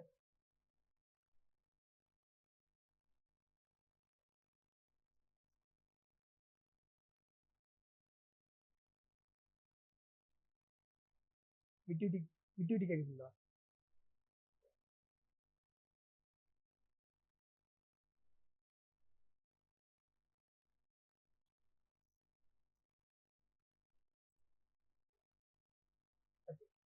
நான் திரும்ப சொல்றேன் பாருங்க. ஃபர்ஸ்ட் வந்து என்னன்னா இந்த வேள்விக்குடி செப்பேடு எதை பத்தி சொல்லுது அப்படிங்கிறது. இந்த வேள்விக்குடி செப்பேடு அப்படிங்கிறது நெடுஞ்செழியன் காலத்தோட செப்பேடு தான் வந்து வேள்விக்குடி செப்பேடு. அந்த செப்பேடுல என்ன மென்ஷன் பண்ணியிருக்காங்க அப்படின்னா இவரோட மூதாதையர், இவரோட தாத்தாவோ தாத்தாவுக்கு மேலேயே இருக்கிறவங்க வந்து முதுகுடுமி பெருவழுதி அப்படிங்கிறவர் தான் அவங்க தாத்தா. இந்த தாத்தா அப்படிங்கிறவர் என்ன பண்ணியிருக்காரு, இந்த கொற்கைக்கிலான் நற்கோற்றான் அப்படிங்கிற ஆளுக்கு வந்து என்ன பண்ணியிருக்காருன்னா ஒரு நிலத்து தானமா வழங்கியிருக்காரு. நிலத்தை என்ன பண்றது தானமா வழங்கியிருக்காரு. அந்த தானமா நிலம் வந்து இப்ப தாத்தாவோட சொத்து அப்படிங்கிறது அடுத்த பையனுக்கு பேரன் அந்த மாதிரி வந்துட்டு இருக்கு இல்லையா? அந்த மாதிரி வந்தது வந்து நரசிங்கன் அப்படிங்கிறவருக்கு வந்து வந்திருக்கு. இதை பத்தி சொல்ற செப்பேடு தான் என்னது வேள்விக்குடி செப்பேடு. ஓகே, இப்போ ஓகேவா? ஓகே.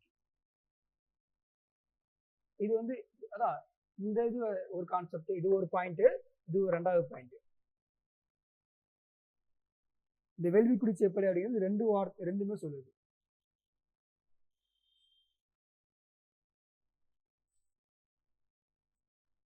கடுங்கோன் கலப்பிரர் இருக்க பார்த்தீங்களா? கலப்பிரரை தோக்கடிச்சுட்டு கடுங்கோன் வெற்றி பெற்றிருப்பான்னு சொல்ற செப்பேடும் வேள்விக்குடி செப்பேடு தான். அதே மாதிரி இது நிலத்து தானமா வழங்கினாங்க பார்த்தீங்களா? அந்த சொல்ற செப்பேடு வந்து வேள்விக்குடி செப்பேடு தான். நெக்ஸ்ட் வந்து தலைமைபுரம் செப்பேடு. இது எங்கன்னா தூத்துக்குடி.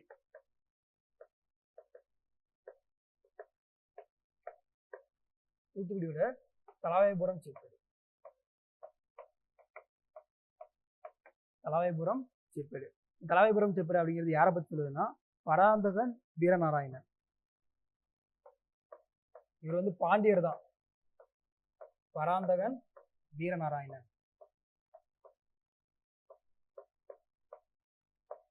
பராந்தகன் வீரநாராயணன் அது வந்து பாண்டியர் பத்தி சொல்றதுதான். அடுத்து சின்னமுடு செப்பேடு. சின்னமுடு செப்பேடு அப்படிங்கிறது யாரை பத்தி சொல்லுதுன்னா ராஜசிம்மனை பத்தி சொல்லுது.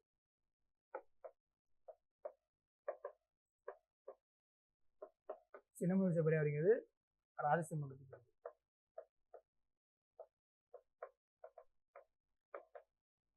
ராஜசிம்மனை பத்தி சொல்லுது.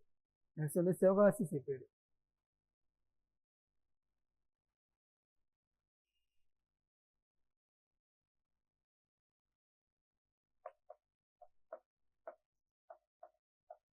சிவகாசி செப்பேடு இது யார் சொல்றதுன்னா வீரபாண்டியனை பத்தி சொல்லுது. சிவகாசி செப்பேடு அப்படிங்கிற யாரை பத்தி சொல்லுதுன்னா வீரபாண்டியனை பத்தி சொல்லுது. திருவரமங்கலம் செப்பேடு. திருவரமங்கலம் செப்பேடு. திருவரமங்கலம் செப்பேடு அப்படிங்கிறது யாரை பத்தி சொல்லுது அப்படின்னா நெடுஞ்செழியனை பத்தி சொல்லுது. சடையவரும் பராமர நெடுஞ்செழியனை பத்தி சொல்லுது. திருவரமங்கலம் செப்பேடு அப்படிங்கிறது என்னன்னா முன்ன பார்த்து நெடுஞ்செழியன் கிடையாது, இது வந்து சடையவரும் பராமர நெடுஞ்செழியன்.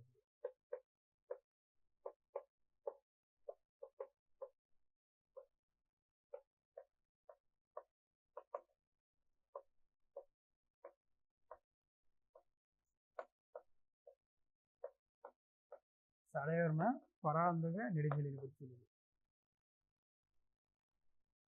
சடையவர்ம பராந்தக நெடுஞ்செழியனை பத்தி சொல்றது எப்படின்னா திருவரமங்கலம் செப்பேடு. ஸ்ரீரங்கம் செப்பேடுன்னு ஒன்று இருக்கும். அது பாண்டிய அரசரை பற்றி சொல்ற செப்பேடு. ஸ்ரீரங்கம் செப்பேடு பாண்டிய அரசோட போர் வீரத்தை பற்றி சொல்றது.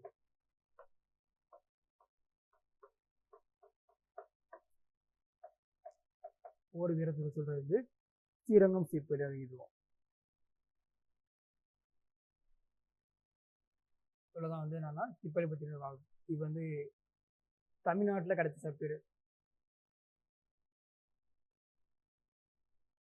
ஆமா, இன்னொருத்தர் இவர் வந்து இவரும் பிற்கால சோழன். இதெல்லாம் செப்பேடுலாம் வந்தது என்னன்னா அந்த காலத்துல செப்பேடுலாம் இருக்காது. பிற்காலத்துல வந்தது செப்பேடுலாம். எக்ஸாம்பிளுக்கு வந்து 600க்கு அப்புறம், கிபி 600க்கு அப்புறம் வந்ததுதான் இதெல்லாம் வந்துருக்கும். கிபி 600க்கு அப்புறம் வர்றதுதான் அது வரது. இது சடையவர்மன் பராந்தக நெடுஞ்செழியன் அப்படிங்கிற அது அவங்களை பற்றி பேசுறது. சங்க காலத்துல வந்து 2 நெடுஞ்செழியன் தான் இருப்பாரு. ஒருத்தர் வந்து ஆரியப்படை கடந்த பாண்டிய நெடுஞ்செழியன் இருப்பாரு. அதுக்கு வந்து இன்னொருத்தர் என்னன்னா தலையகன கொற்கே வேந்தன். தலையகனத்து செருவென்ற பாண்டிய நெடுஞ்செழியன் இருப்பாரு. தலையகனத்து செருவென்ற பாண்டிய, அது வந்து சங்காலத்துல இருக்கிற 2 பாண்டியர்கள் இருப்பாங்க. இதெல்லாம் வந்து லேட்டர் பீரியட்ல பிற்கால சோழர்கள். இந்த கடுகுன் வெற்றி பெற்றிருப்பாங்க சொல்லி பார்த்தீங்களா, அதுக்கப்புறம் வந்து சோழர்கள். இது வந்து கிபி 600க்கு அப்புறம். சங்ககாலம் அப்படிங்கிறது என்னன்னா கிமு 300ல இருந்து கிபி 300 வரைக்கும். சங்ககாலம் அப்படிங்கிறது நான் சொல்லியிருப்பேன் எல்லாமே. கிமு 300ல இருந்து கிபி 300 வரைக்கும் இருக்கிறது சங்ககாலம். இதெல்லாம் வந்து 600க்கு அப்புறம், கிபி 600க்கு அப்புறம். இந்த 300ல இருந்து 600 அப்படிங்கிறது கலப்பரர்கள் ஆட்சி பண்ணியிருப்பாங்க. அந்த 600க்கு அப்புறம் வர்றதுதான் இந்த மாதிரி சிப்பேட்லாம் இருக்கும். 600 வந்து இந்த 900 இதுதான் ஆட்சி பண்ணியிருப்பாங்க. 900 ரீஜன் 1000 வரைக்குமே ஆட்சி பண்ணியிருப்பாங்க. 1000க்கு அப்புறம் வந்து யார் வந்திருப்பாங்கன்னா இவரு அலாவுதீன் கில்ஜி வந்திருப்பாரு. அலாவுதீன் கில்ஜி அப்படிங்கிற ஒரு படையெடுப்பு வந்திருப்பாரு. அவரோட படைத்தளபதி வந்து இது பண்ணியிருப்பாங்க. ஓகேவா, அதெல்லாம் பார்த்துருக்கு, இதெல்லாம் பிடிச்சிருக்காங்க. சரி, இப்போ இதான் வந்து என்ன பாண்டிய காலத்துல இருக்கிற செப்பேரை பத்தி, பாண்டியரை பத்தி சொல்றது பேரு. இப்போ வேற என்ன சான்று அப்படி இருக்குன்னா சில அயல்நவர் குறிப்புலாம் இருக்கு. அயல்நாட்டுல இருந்து வந்தவங்க குறிப்புலாம் இருக்கு. அயல்நாட்டு குறிப்பு யார் வந்திருப்பாங்கன்னா யுவான்சுவாங் வந்திருப்பாரு.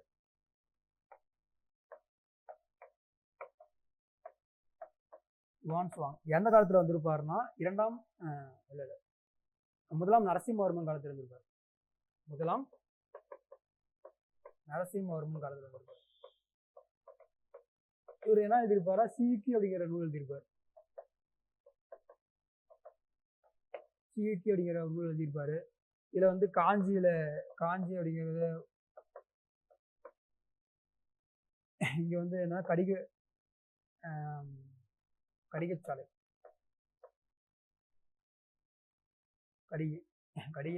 கடிகை இருந்திருக்கும். காஞ்சியில வந்து கடிகை இருந்திருக்கும். கடிகைன்னா படிக்கிற இடம், பள்ளிக்கூடம் சொல்லுவாங்க. சுற்றி வந்து ஒரு 5 மைலுக்கு வந்து கடிகை வந்து இங்கதான் இருக்கும்னு சொல்லியிருப்பாங்க. இங்க வந்து நிறைய பேர் வந்து புத்தம் சம்பந்தமா படிச்சிருப்பாங்க, பௌத்தம் சம்பந்தமா படிச்சிருப்பாங்க. இதை சொல்றது வந்து இந்த இது வந்து என்னன்னா பல்லவர் காலத்துக்கு. நரசிம்மவர்மன் அப்படிங்கிறது யாருன்னா பல்லவர்.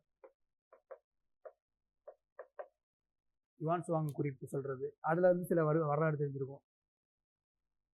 இது மூலியமா அதுதான் இந்த மகேந்திரவர்மன்,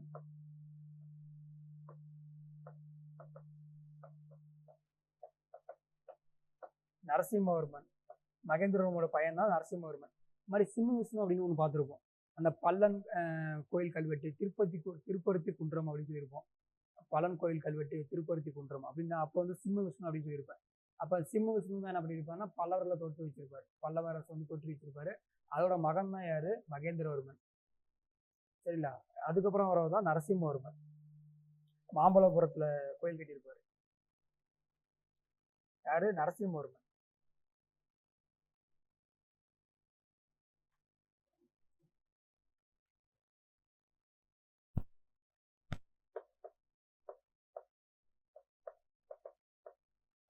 நரசிம்மவர்மன் அப்படிங்கிறது என்னன்னா இவங்க 2 பேர்த்து காலத்தை அறிய முடியுது. அதாவது இவங்கலாம் இப்படி இருந்தாங்க அப்படின்ட்டு அறிய முடியுது. அது காரணம் என்ன, வரலாற்றை அறிய முடியும். காரணம் வந்து இந்த சீக்கி வரலாற்றை அறிய முடிகிறது. இந்த சிவிக்கு எழுதுன யுவான் சாங் எழுதுனா சிவிக்கு தான். அந்த காலத்துல வந்துட்டு போயிருப்பாரு. சரி, வேற என்ன பாயினி வந்திருப்பாங்கன்னா மார்க்கோ போலோ வந்திருப்பாரு. எங்க வந்திருப்பாருன்னா காயல் துறைமுகத்துக்கு வந்திருப்பாரு. 2 டைம் வந்திருப்பாரு. 2 டைம் வந்து இந்த காயல் துறைமுகம் வந்திருப்பாரு. எந்த காயல் துறைமுகம் வருகிறது எந்த இடத்துல இருக்குன்னா பாண்டிய அரசர் கட்டுப்பாட்டில் இருக்கிறது. பாண்டிய அரசு கட்டுப்பாட்டில் இருக்கிறது தான் இந்த காயல் துறைமுகம். ஓகேங்களா? அப்ப இதை பத்தி தெரியும் அந்த மார்க்கோ போலோ அப்படிங்கிறது சில குறிப்புலாம் என்ன சொல்றாங்கன்னா இந்த பாண்டிய அரசரை பத்தினது குறிப்பு இருக்கு. இது வந்து யாருன்னா மார்க்கோ போலோ அப்படிங்கிறது இத்தாலி பயணி.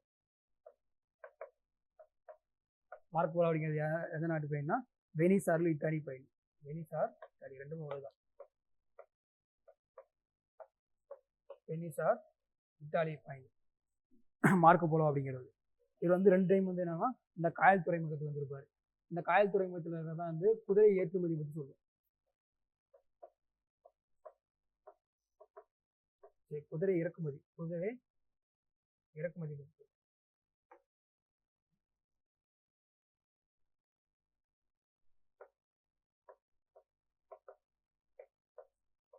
இங்க வந்து குதிரை வந்து இறக்குமதி பண்ணாங்க அப்படின்ட்டு எங்க இருந்தா இறக்குமதி பண்ணிருப்பாங்கன்னு சொல்றது இந்த மார்க்கோ போலோ குறிப்பு தான். இது முக்கியம். 2 டைம் வந்திருப்பாரு அப்படிங்கிறது இந்த இது ரொம்ப முக்கியம். பார்த்து கொஸ்டின் கேட்டிருக்காங்க இதுல. கொற்கை நகரம் அப்படிங்கிறது. சரி, வேற என்ன குறிப்பு அப்படின்னா இதெல்லாம் வந்து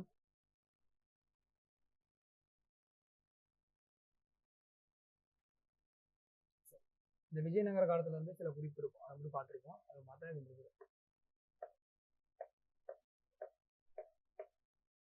விஜயநகர பேரரசுல சில அரசர்லாம் வந்திருப்பாங்க. சும்மா இது ரீகால் தான். இது வந்து இதுல கனெக்ட் ஆகலையும் ஒரு டைம் பார்த்து இது கேட்க வாய்ப்பு இருக்கு. இபின் பத்துதா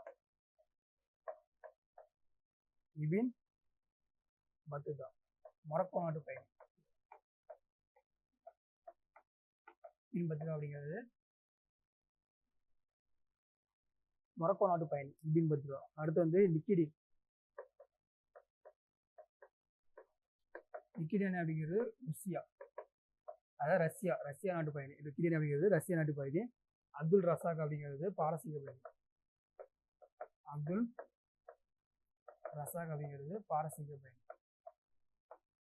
இவங்க எங்க வந்திருப்பாங்கன்னா விஜயநகர பேரரசுக்கு வந்திருப்பாங்க. அப்ப அங்க பக்கத்துல ஆட்சி பண்ண அரசை பத்தியும் சில குறிப்பெல்லாம் எழுதியிருப்பாங்க. நெக்ஸ்ட் வந்து பயாஸ் முனிஸ். இவங்க போர்ச்சுகீஸ் நாட்டு பயணி. போர்ச்சுகல்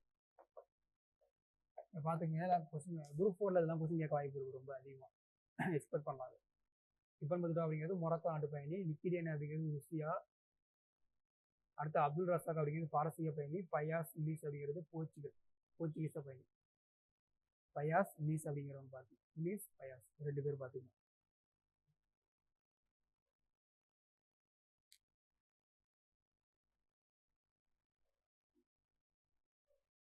ஓகே, இதெல்லாம் வந்து இதான் வந்து என்னன்னா இந்த செப்பு பட்டயம் சில குறிப்பெல்லாம் பார்த்தாச்சு. இந்த ஆய்வு பற்றி சில குறிப்பெல்லாம் பார்த்தாச்சு. இப்போ நெக்ஸ்ட் வந்து தமிழக தொல்லியல் ஆய்வு.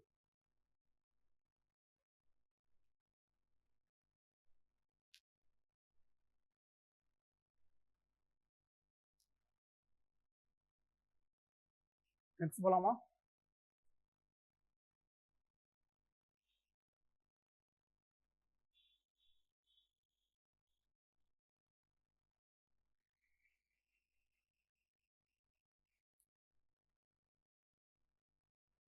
ஹெட்டிங்ல வந்து ஆர்கியாலஜி அப்படின்ட்டு இருக்கும். தொல்லியல் ஆய்வு அப்படின்ட்டு ஒரு டாபிக் இருக்கும். நம்ம அதை பற்றி தான் பார்க்க போறோம். தமிழக தொல்லியல் ஆய்வு.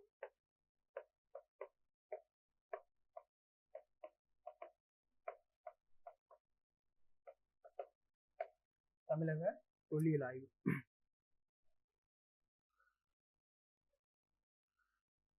ஃபர்ஸ்ட் என்னன்னா இது ஆரம்பிக்கும் போது எப்படி இருக்குன்னா அந்த ஃபர்ஸ்ட் வந்து இந்த வில்லியம் ஜோன்ஸ் அப்படிங்கிறது 1784 ஏசிடி சொசைட்டி ஆஃப் பெங்கால் அப்படிங்கிறது தான் அதுல இருந்து தான் தொடங்கும் அந்த வரலாறு அப்படிங்கிறது. 1784 ஏற்கனவே நம்ம எழுதியிருப்போம், சும்மா ஒரு டைம் ரீகால் பண்ணுறோம். பார்த்தீங்கன்னா 1784 அப்படிங்கிறது வில்லியம் ஜோன்ஸ் அப்படிங்கிறவங்க ஏசியாட்டிக் சொசைட்டி ஆஃப் பெங்கால் அப்படிங்கிற ஆரம்பிச்சிருக்காங்க.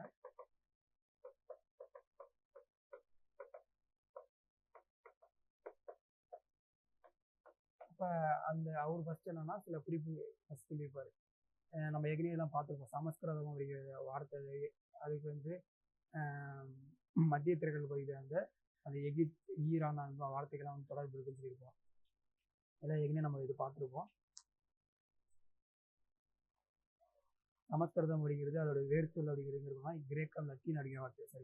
கிரேக்கம் லத்தீன் அப்படிங்கிற வார்த்தையில் இந்த வேர்ச்சொல் இருக்கும்னு சொல்லியிருப்போம். அப்புறம் இந்திய நாகரிகம் ஆரிய நாகரிகம் தான் சொல்லியிருப்போம். அடுத்து இந்திய மொழி அப்படிங்கிறது வடமொழி அப்படின்ட்டு சொல்லியிருப்பாரு. அப்போ அவர் தான் என்னன்னா வில்லியம் ஜோன்ஸ் அப்படிங்கிறது அதுலேருந்து வரும். அதுக்கப்புறம் 1834 அப்படிங்கிறது அசோகர் கல்வெட்டு. 1834 அப்படிங்கிறது என்னன்னா அசோகர் கல்வெட்டு. இது என்ன சொல்றாங்கன்னா 2ஆம் மற்றும் 13ஆம் கல்வெட்டு அப்படிங்கிறது நம்ம எப்படி சொன்னதுதான் அசோகர் கல்வெட்டு. அசோகர் கல்வெட்டு. இந்த அசோகர் கல்வெட்டு அப்படிங்கிறது என்னன்னா சங்ககாலத்தை பற்றி சொல்லும். 2ஆம் மற்றும் 13ஆம் பாறை கல்வெட்டு.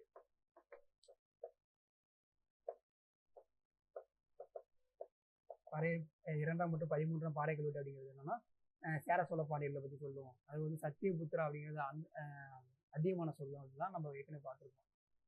அது சேரர்கள் கேரள புத்திரர்கள் அப்படின்னு மென்ஷன் பண்ணியிருப்பாங்க. இந்த அசோகர் கல்வெட்டு கண்டுபிடிச்சது யாரு அப்படிங்கிறது தான் ரொம்ப முக்கியம். கண்டுபிடிச்சது ஜேம்ஸ் பிரின்செப். ஜேம்ஸ் பிரின்செப் அப்படிங்கிறத என்ன பண்ணியிருப்பாருன்னா கண்டுபிடிச்சிருப்பாரு. எதுனா இந்த அசோகர் கல்வெட்டு ஜேம்ஸ் பிரின்செப் அப்படின்னு கண்டுபிடிச்சிருப்பாரு. அதை என்னன்னா ஹெச்ஜி வால்ஸ் அப்படின்னு ஒருத்தர் இருக்காரு. அசோகர் கல்வெட்டு கண்டுபிடிச்சது யாரு? James Prinsep. இது என்னன்னா 2ஆம் மற்றும் 13ஆம் பாறை கல்வெட்டு சங்ககாலத்தை சேர சோழ பாண்டியர்களை பற்றி சொல்லுது. அடுத்து சத்தியபுத்திரை பற்றி சொல்லுது அப்படின்னு சொல்றோம். அடுத்து என்னன்னா ஒருத்தர் சொல்லியிருப்பாரு ஹெச்ஜி வேல்ஸ்.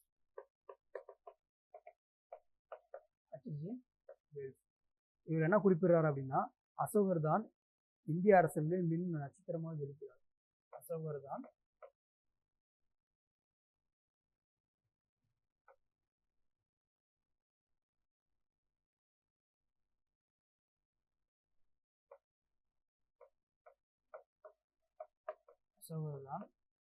இந்திய அரசர்களின் மின் நட்சத்திரமாக சொல்லுங்க. செய்தி காட்டணுமா?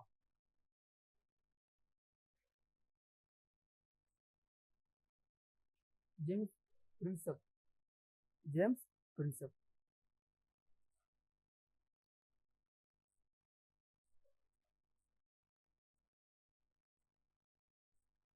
அசோகர் தான் இந்திய அரசர்களின்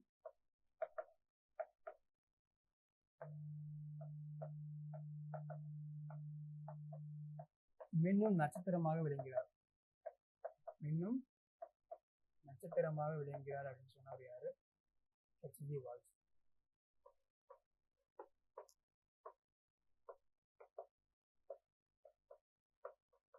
ஹெச்ஜி வால்ஸ் ஆனது இவர் சொல்றாரு இந்த மாதிரி.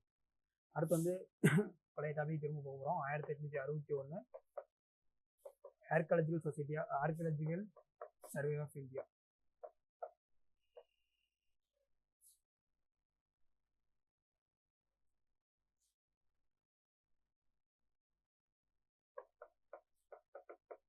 Archaeological survey of India. First director யாரு? முதல் இயக்குனர் அலெக்சாண்டர் கன்னிங்ஹாம்.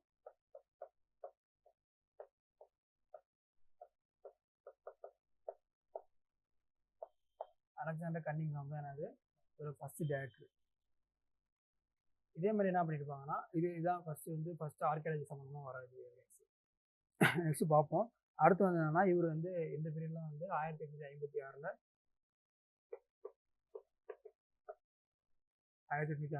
லாகூர் கராச்சியில் இதெல்லாம் இண்டஸ்ட்ரியல் பார்த்துருப்பீங்க. லாகூர் கராச்சியில் அந்த ரயில் பாதை போகிறதுக்காக இதெல்லாம் க்ளீன் பண்ணுவாங்க. அப்போ செங்கல் கற்கள் இருந்திருக்கும் சரிங்களா. அப்போ அப்போ வந்து என்னன்னா கண்டுபிடிச்சிருப்பாங்க செங்கல் கட்டுமானம் இருக்கும். இந்த லாகூர் கராச்சியில் செங்கல் கட்டுமானம் இருந்திருக்கும். கண்டுபிடிச்சிருப்பாங்க. ஹரப்பா முகாந்திரம்லாம் கண்டுபிடிச்சிருப்பாங்க அப்படின்னு பார்த்துருப்போம். அங்கே வந்து என்னன்னா ஹரப்பா முகாந்திரம் கண்டுபிடிச்சிருப்பாங்க.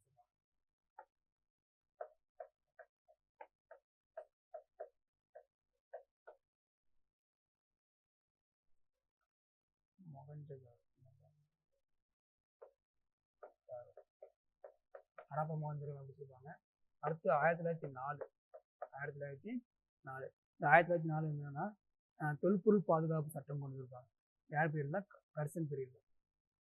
இங்கிலீஷ்ல எழுதிங்க ancient monument preservation act. Ancient monument preservation act 1904 எந்த பீரியட்னா கர்சன் பீரியட்ல. ஏன்சியன்ட் மொனுமெண்ட் ப்ரிசர்வேஷன் ஆக்ட் தொல்பொருள் பாதுகாப்பு சட்டம்.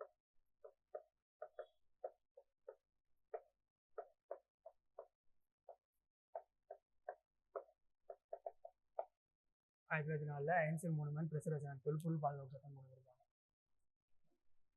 நெக்ஸ்ட் வந்து என்னன்னா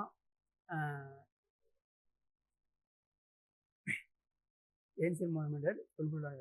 அடுத்து 1920 ஜான் மார்சல் அப்படிங்கிறவர் என்னன்னா தலைமை தாங்கியிருப்பாரு. 1920 ஜான் மார்சல். இதில் வந்து என்னன்னா சிந்தோலி நாகரிக ஆய்வு தொடங்கப்பட்டது. யார் பீரியட்ல இருப்பாங்கன்னா டேரக்டரா இருந்திருப்பாரு. யாருன்னா ஜான் மார்சல் இருந்திருப்பாரு.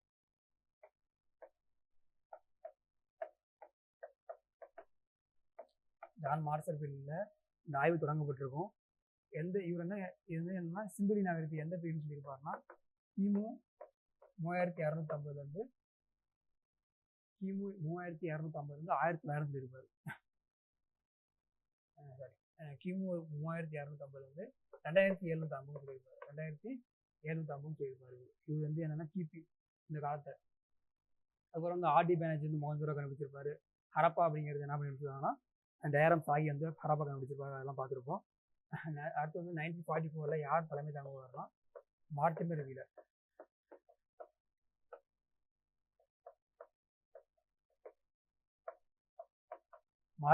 அப்படின்ட்டு தலைமை தகவல். ஹிந்துமா கடல் பகுதி தான் வந்து தமிழ் நாகரிக அதாவது உலக நாகரிகம் தோன்றிய இடம் சொல்லியிருப்பாரு. மனித நாகரிகம் தோன்றிய இடம் சொல்லியிருப்பாரு. ஹிந்துமா கடல் பகுதி தான் வந்து மனித நாகரிகம் தோன்றிய இடம் சொல்லியிருப்பாரு. இவரு மார்டிமர் வீலர் 1944 அறிக்கைமலை வந்து இவரனா ஆராய்ச்சி பண்ணியிருப்பாரு. அறிக்கைமலை பகுதியை வந்து இவர் வந்து ஆராய்ச்சி பண்ணியிருப்பாரு. இப்போதான் வந்து 1961 ஒரு காலத்தை வரிசையா வரணும் அப்படிங்கிறத தான் நான் லைனா சொல்லிட்டு இருந்தேன். சரிங்களா. எக்ஸ்ட்ரா சொன்னதெல்லாம் வந்து ஆர்டரா வரணும். அப்போ 1861 என்ன பண்ணா ஆர்காலஜிக்கல் சர்வே ஆஃப் இந்தியான்னு கொண்டு வந்திருப்பாங்க. அடுத்து அதே மாதிரி தமிழ்நாட்டில் கொண்டு வந்திருப்பாங்க. தமிழ்நாட்டில் ஆர்காலஜிக்கல் டிபார்ட்மெண்ட் கொண்டு வந்த ஆண்டு எப்படின்னா 1961. அது வந்து 1861 ஆர்காலஜி சர்வே ஆஃப் இந்தியா கொண்டு வந்தது. இது வந்து 1961 தமிழ்நாடுக்கு ஆர்காலஜி டிபார்ட்மெண்ட் கொண்டு வந்திருப்பாங்க. அகழ்வாராய்ச்சி துறை அப்படின்னு கொண்டு வந்திருப்பாங்க. ஆர்காலஜிக்கல் டிபார்ட்மெண்ட் கொண்டு வந்த வருஷம் என்னன்னா 1961. இது வந்து எதுக்கு இருக்குன்னா தமிழ் வளர்ச்சித்துறை மற்றும் பண்பாட்டுத்துறை கீழே இயங்குது. இந்த ஆர்காலஜி டிபார்ட்மெண்ட் அப்படிங்கிறது எதுக்கு கீழே இருக்குன்னா அகழ்வாராய்ச்சி துறை. தமிழ் வந்து அகழ்வாராய்ச்சி துறை. இது எது கீழே இயங்குது அப்படின்னா இது வந்து மினிஸ்ட்ரி அமைச்சகம் வந்து அப்படிங்கிறது என்ன சொல்ல வரோம்னா மினிஸ்ட்ரி வந்து என்னன்னா தமிழ் வளர்ச்சி மற்றும் பண்பாட்டுத்துறை.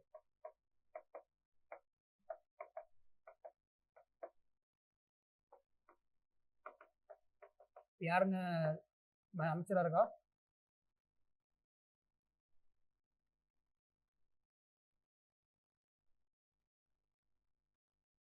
தமிழ் வளர்ச்சி மற்றும் பண்பாட்டுத்துறை.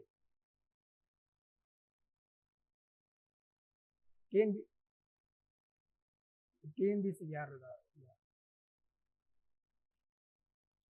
டிஎன்பிசிக்கு யார் அமைச்சரா இருக்கா?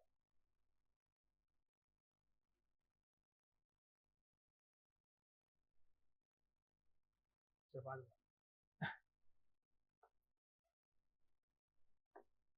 தங்கம் தென்னரசு தான் நினைக்கிறேன். தங்கம் தென்னரசு அப்படிங்கிறது தமிழ் வளர்ச்சி மற்றும் பண்பாடு துறை இருப்பார். இதே மாதிரி என்னன்னா பத்திரிகை எழுதிடுறாங்க. ஒரு டைம் செக் பண்ணிக்கோங்க.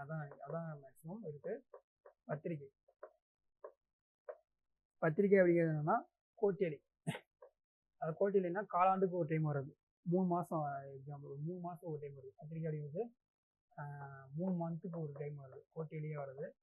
இந்த பத்திரிகை பேர் என்னன்னா கல்வெட்டு அப்படிங்கிற பத்திரிகை வந்து வெளியிடுறாங்க. எதுனா யார் வந்து வெளியிடுறாங்கன்னா இந்த தமிழ்நாடு ஆர்காலஜி டிபார்ட்மெண்ட் வெளியிடுறாங்க. இன்னொன்று சொல்ல மறந்துட்டா, எழுதிக்கீங்க.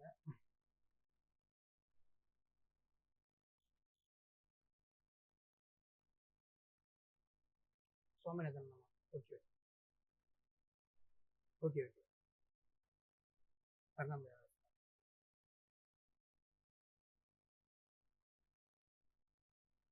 இந்த ஆர்காலஜி துறை ஃபர்ஸ்ட் ஒருத்தர் நாகசாமி அப்படிங்கிறது தான் ஃபர்ஸ்ட் டேரக்டராக இருப்பார். இந்த தமிழ்நாடு ஆர்காலஜி டிபார்ட்மெண்ட்டுக்கு ஃபர்ஸ்ட் நாகசாமி அப்படிங்கிறவர் தான் என்ன பண்ணியிருப்பாருன்னா முதல் தலைவராக இருந்திருப்பாரு. டேரக்டர் ஃபர்ஸ்ட் டேரக்டர் யாருன்னா நாகசாமி. இவர் ரீசெண்டாக இறந்துருவார். 2021 இறந்துருப்பாரு. இதில் அந்த கொஸ்டின் கேட்டிருந்தாங்க டிஎன்பிஎஸ்சியில் பார்த்துக்கோங்க. நாகசாமி அப்படிங்கிறது ஃபர்ஸ்ட் டேரக்டராக இருந்திருப்பாங்க. 1961 ஒரு அலெக்சாண்டர் கன்னிங்ஹாம் அப்படிங்கிறது இந்தியா லெவலில் டேரக்டராக இருக்குது. தமிழ்நாடு டிபார்ட்மெண்ட்டுக்கு மட்டும் டேரக்டராக இருந்தது யாருன்னா நாகசாமி அப்படிங்கிறார். 1961. அதோட ஒரு 100 வருஷம் கழிச்சு இங்கே வந்து ஆர்காலஜி டிபார்ட்மெண்ட் கொண்டு வந்திருக்காங்க. இதை இப்போ சொல்கிற கல்வெட்டு இது வந்து என்னன்னா மந்த்லி மேகசின் பத்திரிகை. மந்த்லி கிடையாது, கோட்டேலி 3 மாதத்துக்கு ஒரு டைம் வரும். கோட்டேலியை காலாண்டுக்கு ஒரு முறை வர மேகசின்.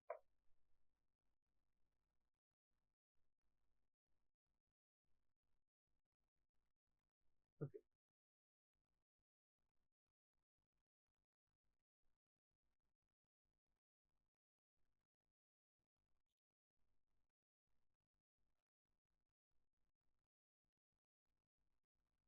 மூணு மாதத்துக்கு ஒரு டைம் இந்த பத்திரிகை வெளியிடுறாங்க. கல்வெட்டு அப்படிங்கிற ஒரு பத்திரிகை வெளியிடுறாங்க. அதில் என்னென்னலாம் எவிடன்ஸ் கண்டுபிடிச்சிருக்காங்க அப்படின்ட்டு அதில் வெளியிடுவாங்க. ஆமாம் கரெக்ட். அப்புறம் தமிழரசு அப்படிங்கிற பத்திரிகை மேகசின் வந்து மாதம் வரும். மாதம் வரும். அந்த இது வாங்கி படிங்க. அதில் நிறையா சொல்லியிருப்பாங்க. இந்த கல்வெட்டு சம்மந்தமாக இருக்கிறது நிறைய குறிப்பு இருக்கும். கல்வெட்டில் இந்த ஆர்காலஜி சம்மந்தமாக நிறையா நியூஸ் வந்து வரும். தமிழரசு அப்படிங்கிற தமிழ்நாடு சார்பாக வர்றது அது மாதம் வரும் அது.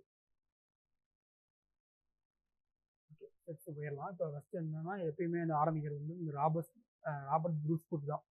அப்படியே ஒரு டைம் ரீகால் பண்ணுற பார்த்துக்குங்க. இந்த ராபர்ட் ப்ரூஸ்வுட் அத்திரம்பாக்கம் தான் ஃபஸ்ட்டு ஆரம்பிக்கிறோம். அத்திரம்பாக்கத்தில்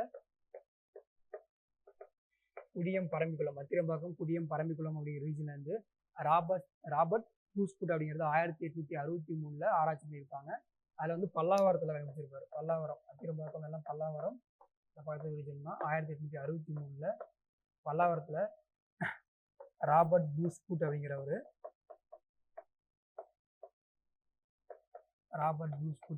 ஒரு கைக்கோடாரி கண்டுபிடிச்சிருப்பாரு. எங்கே எழுதியிருந்தா விட்டுருங்க, சும்மா கேட்டுக்கங்க, எழுதாம எழுதிக்கங்க. கைக்கோடாரி அப்படின்னு கண்டுபிடிச்சிருப்பாரு. அது வந்து என்னன்னா இது வந்து ஆய்வின் பெயர் வந்து மதராஸ் மரபுன்னு சொல்றாங்க.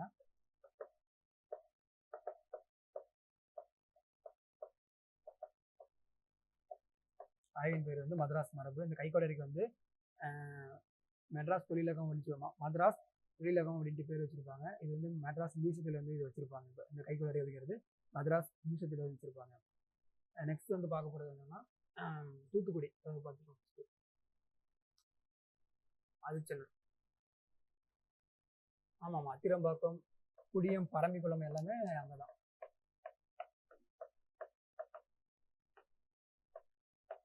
எல்லாம் பக்கம் இருக்குது. வந்து 1.5 பில்லியன் இயர்ஸ் அப்போ கண்டுபிடிச்சதான் வந்து கைக்கோடாரி அப்படிங்கிற கண்டுபிடிச்சது.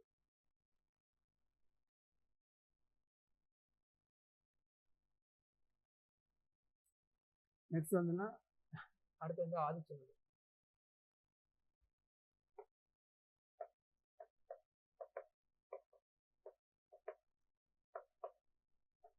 ஆதிச்சநல்லூர். இந்த ஆதிச்சநல்லூர் வந்து அகழ்வாய்வுக்கு காரணமாக இருக்கிறதுனா கால்டுவெல் இருப்பார். இந்த ஆதிச்சநல்லூர் அப்படிங்கிறது எங்கே இருக்குன்னா ஸ்ரீவைகுண்டம் அப்படிங்கிற ரீஜனில், திருவைகுண்டம் அப்படின்னா திருவைகுண்டம், தூத்துக்குடி. நம்ம மேக்ஸிமம் இந்த குரூப் 4லாம் பேர் தான் கேட்பாங்க, இந்த எந்த எந்த பிளேஸ்னு கேட்பாங்க, டிஸ்ட்ரிக்ட்னு கேட்பாங்க. குரூப் 1 லெவலுக்கு போகும்போது தான் கொஞ்சம் டெப்த்தாக கேட்பாங்க.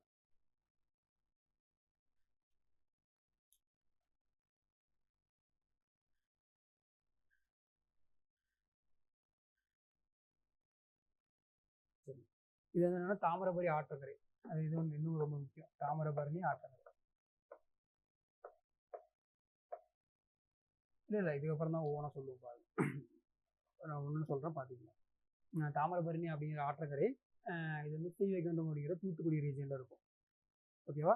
இப்போ இது வந்து எந்த காலம் தான் அப்படின்னு சொல்லும்போது இரும்பு மற்றும் இரும்பு காலம். இது வந்து இரும்பு காலம் சொல்கிறாங்க. அது வந்து பெருங்கற்காலம். இரும்பு காலம் எழுது பெருங்கற்காலம். இந்த காலம் அப்படிங்கிறது இரும்பு காலம் மட்டும். இது கொஸ்டின் கேட்பாங்க. இரும்பு நான் சொல்கிற பாயிண்ட் தான் மேக்ஸிமம் கொஸ்டின் கேட்பாங்க. இதில் ரொம்ப முக்கியம். குரூப் 4னா நான் தனியாக சொல்லிடுறேன், அது வந்து நல்லா பார்த்துக்கணும். இரும்பு காலம் மற்றும் பெருங்கற்காலம் அப்படின்னு கேட்பாங்க. இது எந்த ஆற்றங்கரையில் இருக்குதுன்னா தாமிரபரணி ஆற்றங்கரை. இது எந்த டிஸ்ட்ரிக்ட் இருக்குன்னா தூத்துக்குடி டிஸ்ட்ரிக்ட். குறிப்பிட்ட எந்த பிளேஸ் அப்படின்னா ஸ்ரீவைகுண்டம் அப்படிங்கிற பிளேஸ் இருக்குது. அங்கே வந்து அகழ்வாராய்ச்சி பண்ணுறாங்க. ஃபஸ்ட்டு கிடைக்கும் போது இந்த இரும்பு காலம் கண்டுபிடிக்கிறதுக்கு காரணம் என்னன்னா கிமு 900 1000 இந்த ரீஜனில் இருக்கிற பொருட்கள்லாம் கிடைச்சிருக்கு. கிமு 900 1000 ரீஜன்ல வந்து இந்த பொருட்கள்லாம் கிடைச்சிருக்கு. இது என்ன சொல்றாங்கன்னா பழங்கால தமிழ் நாகரிக தொட்டில்னு சொல்றாங்க. ஆதிச்சநல்லூர் என்ன சொல்றாங்க? பழங்கால தமிழ் நாகரிக தொட்டில். பழங்கால தமிழ் நாகரிக தொட்டில்.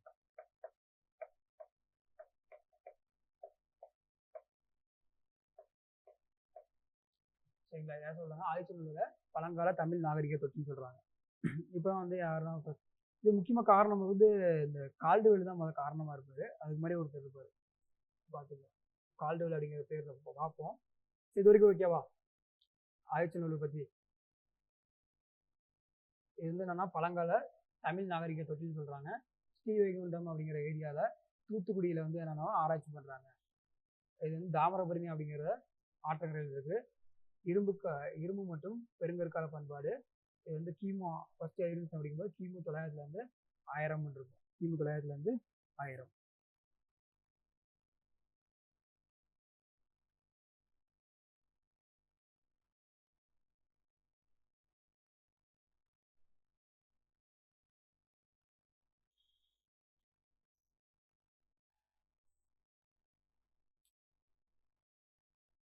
இது வந்து என்னன்னா ஆதிச்சநல்லூர்ல ஆன்சைட் மியூசியம் வந்து கட்டியிருப்பாங்க. ஆதிச்சநல்லூர்ல என்ன பண்ணியிருப்பாங்கன்னா ஆன்சைட் மியூசியம் வந்து அடிக்கடி காட்டியிருப்பாங்க. எந்த டேட் பார்த்தீங்கன்னா ஆகஸ்ட் 5 2023. இது கரண்ட் அஃபேர்ஸ் எல்லாம்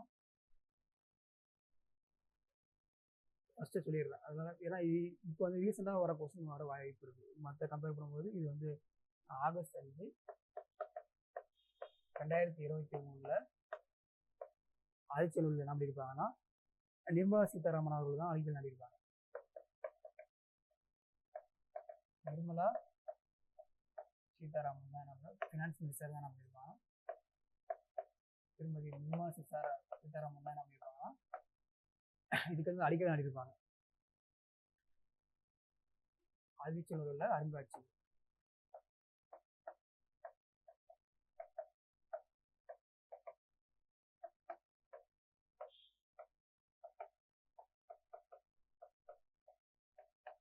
ஆகஸ்ட் 5 2023.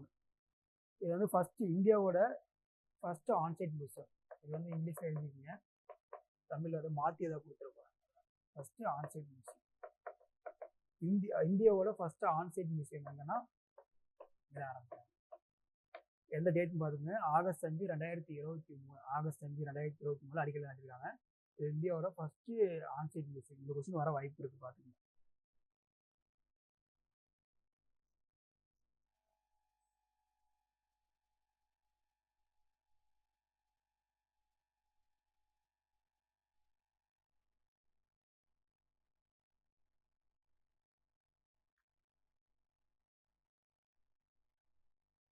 சரி, ஃபர்ஸ்ட் வந்து புக்கில் என்ன கொடுத்துருக்காங்க பார்த்துருவோம். அதுக்கப்புறம் ரீசெண்டாக என்ன இப்போ ஈஸியாக கண்டுபிடிச்சாங்க அப்படின்னு பார்த்துருவோம். ஃபர்ஸ்ட் வந்து 1876. எதுவும் குழப்பம் இல்லை, ஓகே தானே? கரெக்டாக போயிட்டு இருக்குல்ல?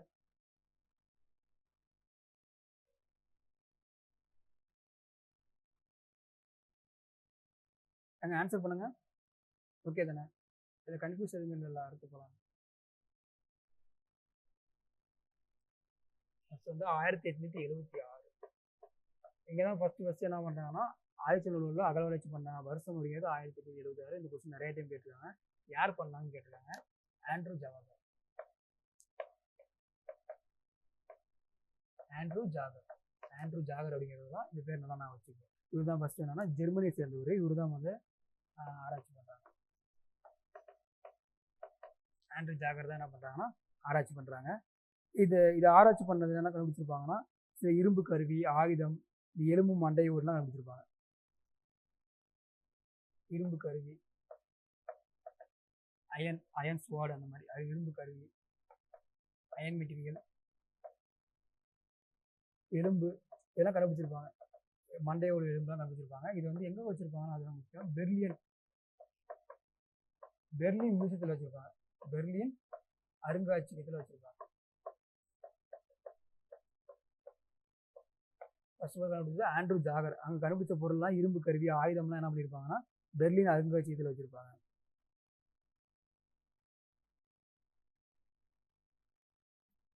நெக்ஸ்ட் வந்து வரலாம் கால்டுவெல் வருவார். நெக்ஸ்ட் என்ன பண்ணுவார்? கால்டுவெல். அப்புறம் ஸ்டூவர்ட் ஒருத்தர் வருவார். Caldwell and Stuart. அந்த ஸ்டூவர்ட் என்ன பண்ணியிருப்பாங்கன்னா செம்பு வளையல் கண்டுபிடிச்சிருப்பாங்க. செம்பு வளையல் அப்படிங்கிறது அங்கே ஃபைன் பண்ணி அது வந்து எந்த காலத்துக்கு அப்படின்ட்டு ஃபைன் பண்ணியிருப்பாங்க. செம்பு வளையல் கண்டுபிடிச்சவங்க கால்டுவெல் அண்ட் ஸ்டூவர்ட். இந்த ஸ்டூவர்ட் அப்படிங்கிறது நெல்லை ஆச்சரியா இருப்பார். முன்ன இப்போ தூத்துக்குடி அப்படின்னு பிரிச்சிருப்பாங்க. அப்போ நெல்லை கலெக்டர் தான். இது அந்த அளவுக்கு முக்கியம் இல்லை, சும்மா வந்து நம்ம தெரிஞ்சுக்கிறதுக்காக சும்மா, இதெல்லாம் ரொம்ப முக்கியம் கிடையாது. ஸ்டூவர்ட் அப்படிங்கிறது யாரு? இந்த நெல்லை ஆச்சரியராக இருந்திருப்பாரு. அவரு 2 பேரும் சேர்ந்து என்ன பண்ணுறாங்கன்னா இந்த செம்பு வளையல் கண்டுபிடிக்கிறாங்க. இது கண்டுபிடிச்சதுக்கப்புறம் என்னன்னா திரும்ப ஒரு ஆராய்ச்சியை இன்னும் அதிகமாக கொண்டு வராங்க. அது எந்த பீரியட்னா 1885 1905 வரைக்கும் என்னன்னா அலெக்சாண்டர் ரே அப்படிங்கிறவர் என்னன்னா ரொம்ப முக்கியமாக ஆராய்ச்சி பண்றாரு. அலெக்சாண்டர் ரே அப்படிங்கிறவங்க வந்து முக்கியமாக ஆராய்ச்சி பண்றாங்க. இந்த ஆய்வு பண்ணி என்ன பண்றாங்கன்னா என்னென்ன கண்டுபிடிக்கிறாங்க அப்படிங்கிறது ரொம்ப முக்கியம். ஃபர்ஸ்ட் வந்து கருப்பு மற்றும் சிவப்பு மட்பாண்டம் கண்டுபிடிக்கிறாங்க. கருப்பு மற்றும் சிவப்பு மட்பாண்டங்கள் கண்டுபிடிக்கிறாங்க. நெக்ஸ்ட் வந்து யாரும் கண்டுபிடிக்கிறா? முதுமக்கள் தாலி. இதுதான் ஆதிச்சநல்லூர் அப்படின்னா முதுமக்கள் தாலி தான் ரொம்ப முக்கியமானது. அதை ரொம்ப நல்லா பார்த்துக்கணும். ஆதிச்சநல்லூர்னா முதுமக்கள் தாலி. முதுமக்கள் தாலினா அப்படின்னா இறந்தவங்கள ஒரு தாலி மாதிரி இருக்கும், அதில் அப்படியே வச்சு இப்போ இது பண்ணி படிச்சுவாங்க. முதுமக்கள் தாலி இது மாதிரி பெரிய பானை மாதிரி இந்த மாதிரி இருக்கும். அதில் என்ன பண்ணியிருப்பாங்கன்னா வச்சு புதைச்சிருவாங்க. முதுமக்கள் தாலி அப்படிங்கிறது ரொம்ப முக்கியம். முதுமக்கள் தாலி அப்படின்னு வந்தாவே நீ வந்து வேற எதுவுமே யோசிக்க தேவையில்ல, நீ வந்து ஆதிச்சநல்லூர் போட்டலாம். பெருங்கற்கால பண்பாடு அப்படிங்கிறது முக்கியமான சொல்றது வந்து என்னன்னா ஆதிச்சநல்லூர் தான். முதுமக்கள் தாலின்னு சொன்னாவே நீங்க கண்ணை மூடிட்டு என்ன பண்ணாலும் நீங்க வந்து ஆதிச்சநல்லூர் வந்து ஆன்சர் பண்ணலாம். இப்போ இது வந்து நகர நாகரிகம் சொல்றாங்க.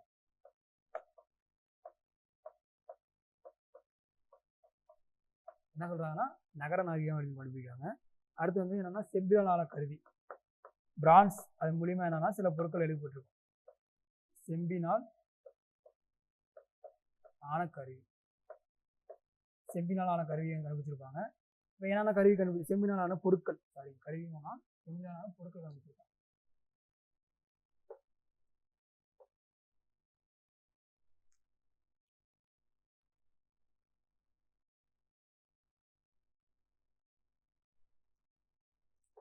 பொருட்கள் இப்போ என்னென்ன பொருட்கள் எழுதிக்கலாம்? செம்பிலான பொருட்கள் கண்டுபிடிச்சிருக்காங்க. இப்போ என்னென்ன பொருட்கள் அப்படின்னா யானை, புலி, வெண்கல பொம்மை, யானை, புலி பொம்மை எல்லாமே சும்மா பொம்மை தான். யானை பொம்மை, புலி பொம்மை, வெண்கல பொம்மைலாம் கண்டுபிடிச்சிருக்காங்க. செம்பிலான பொருட்கள் யானை, புலி, வெண்கல பொம்மைலாம் கண்டுபிடிச்சிருக்காங்க. அதுக்குமே ஃபர்ஸ்ட் வந்து கருப்பு சிவப்பு மண்பாண்டங்கள் முதுமக்கள் தலை கண்டுபிடிச்சிருக்காங்க. நகர நாகரிகமாக இருந்திருக்கு. செம்பிலான பொருட்கள் கண்டுபிடிச்சிருக்காங்க. யானை மற்றும் புலி, வெண்கல பொம்மை கண்டுபிடிச்சிருக்காங்க. யானை, புலியோக வெண்கல பொம்மை கண்டுபிடிச்சிருக்காங்க. அடுத்து வந்து என்னன்னா தக்களி அப்படிங்கிற கண்டுபிடிச்சிருப்பாங்க. அடுத்து என்னது தக்களி, இது வந்து 100 நூறுக்கும் கருவி. 100 தக்களி அப்படிங்கிறது 100 நூறுக்கும் கருவி. இது ரொம்ப முக்கியம் கிடையாது. தக்களி அப்படிங்கிறது பார்த்துக்கோங்க.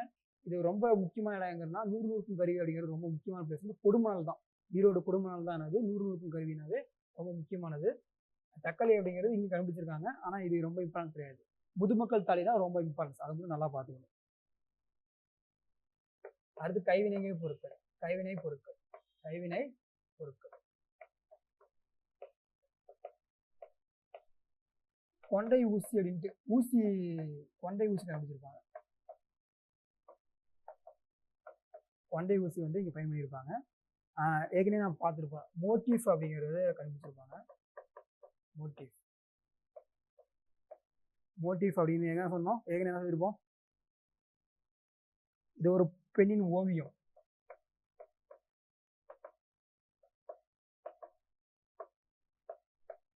மோட்டிவ் அப்படிங்கிறது ஒரு பெண்ணின் ஓவியம். ஒரு கையில நெற்கற்றை, அதாவது அந்த நாத்து கட்டுறது பார்த்தீங்கன்னா நாத்தை பிடிச்சிக்கிட்டு இன்னொரு கையில் என்ன பண்ணியிருப்பாங்கன்னா நாத்து பிடிச்சிருப்பாங்க. அதே மாதிரி அந்த ஓவியமும் இருக்கும். ஒரு பெண் வந்து நாத்தை பிடிச்சிருப்பாங்க. பெண் வந்து கொக்கு, நீண்ட கொம்புடைய மான் வந்து இதெல்லாம் இருக்கும், அந்த மாதிரி சொல்லியிருப்பாங்க.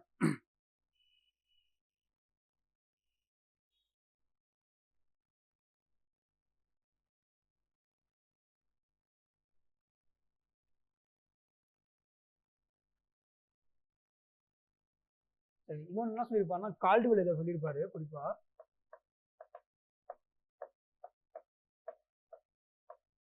போர்க்களத்துல வந்து என்ன பண்ணுவாங்கன்னா அந்த விலங்கு பலிகளுக்கு சான்று கிடையாது. இங்க போர்க்களத்துல விலங்கு பலியிட்டத்துக்கான சான்று வந்து இங்க இல்லை. சான்று வந்து இல்லை.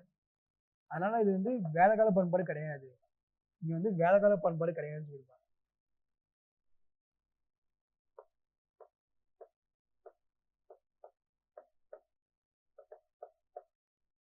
வேதகால பண்பாடு இல்லை. ஏன்னா இங்க வந்து போர்க்களத்துல இந்த விலங்குகளை பலிக்கிட்டதுக்கான சான்று இங்க இல்லை. அதனால வந்து இது வேதகால பண்பாடு கிடையாதுன்னு சொல்லியிருப்பாங்க. இதான் வந்து என்னன்னா ஸ்கூல் புக்கு சம்திங் இதுக்கு வந்து ப்ரீவியஸா வந்து கண்டுபிடிச்சதெல்லாம் சொல்லியிருக்கோம். இப்போ ரீசெண்டாக என்ன சொல்லியிருக்காங்க அப்படி பார்த்துருப்போம். ரீசெண்டாக வந்து நான் சொல்லியிருப்பேன், அந்த ஆன்சைட் மியூசியம் கொண்டு வந்திருப்பாங்க. ஆன்சைட் மியூசியம், அந்த இதோட இந்தியாவோட ஃபர்ஸ்ட் ஆன்சைட் மியூசியம் எப்போ அடிக்கல் நாட்டியிருப்பாங்கன்னா 25 சரி ஆகஸ்ட், நான் சொல்லியிருப்பேன் ஆகஸ்ட் 5 சாரி ஆகஸ்ட் 5 2023 ஆகஸ்ட் 5 2023 இது அடிக்கல் நாட்டிருப்பாங்க. யாருன்னா நிர்மலா சீதாராமன் வந்து அடிக்கல் நாட்டிருப்பாங்க. ஆகஸ்ட் 5 நான் வச்சு. இப்போ ரீசனாக என்ன கண்டுபிடிச்சிருக்காங்க அப்படின்னு பார்ப்போம்.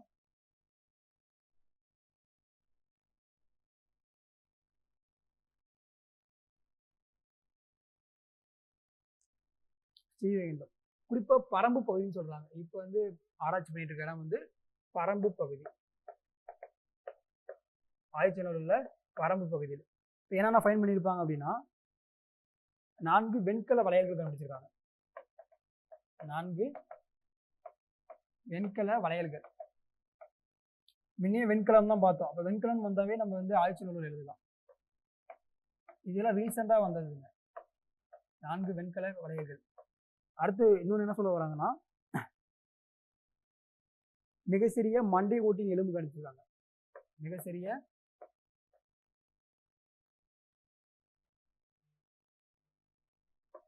மிக சிறிய மண்டை ஓட்டின் எலும்பு.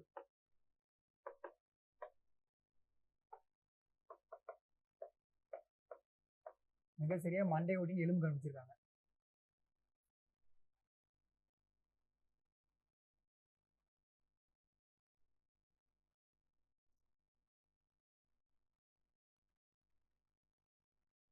இந்த வளையல்லாம் யாருன்னா சின்ன சின்ன குழந்தைங்களுக்கு போட்டிருக்காரு. ஒரு 5 to 8 வயசு உள்ள குழந்தைகள் வந்து பயன்படுத்துறதா இருக்குன்னு சொல்றாங்க. ஏன்னா ரொம்ப சின்னதா இருக்குன்னு சொல்லியிருக்காங்க.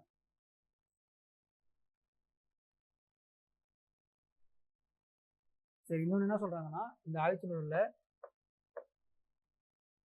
2 அடி உயரம் உள்ள இரும்பால் செய்யப்பட்ட நங்கூரம் கண்டுபிடிச்சிருக்காங்க. 2 அடி உயரம் உள்ள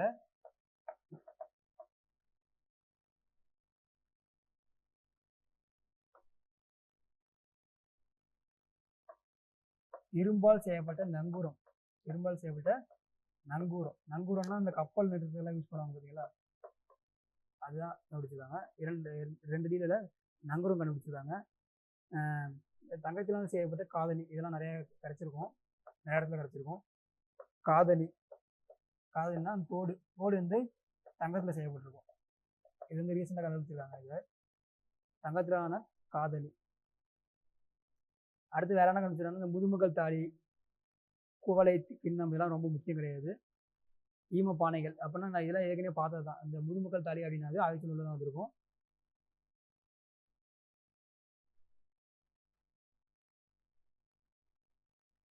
அவ்வளோதான். இது ரீசெண்டாக கண்டுபிடிச்சது வந்து 1900 தான். அது ஆகஸ்ட் 5, 2023 அகழ்வாராய்ச்சி பண்ணியிருப்பாங்க. ஆன்சைட் மியூசியம் கண்டுபிடிச்சிருப்பாங்க, வந்து கொடுப்பாங்க. இதான் வந்து அந்த 1900 பற்றினது. அது 1900 இல்லாமல் அந்த பக்கத்தில் சில ஏரியாலாம் இருக்கும்.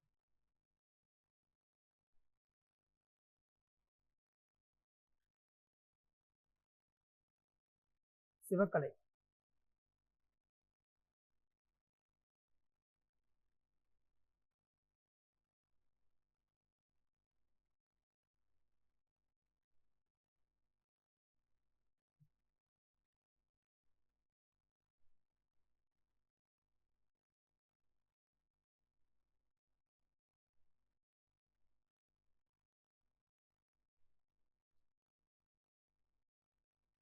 சிவக்கலை மட்டும் எழுதிக்கலாம்.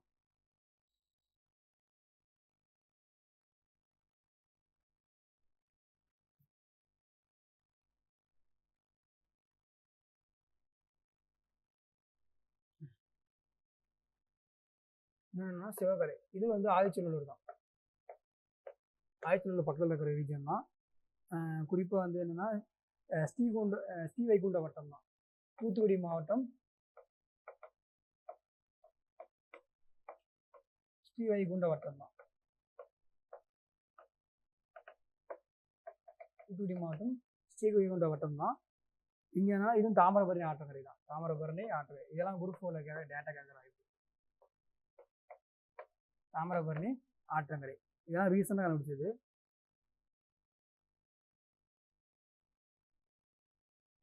இந்த சிவகலைக்கு மேற்கே ஒரு 14 கிலோமீட்டர் தான் ஆதிச்சநல்லூர் அமைஞ்சிருக்கும். சிவகலைக்கு மேற்கே 14 கிலோமீட்டர்ஸ் தான் இருக்கும். மீட்டர்ஸ்ல ஆதிச்சநல்லூர் அமைஞ்சிருக்கும்.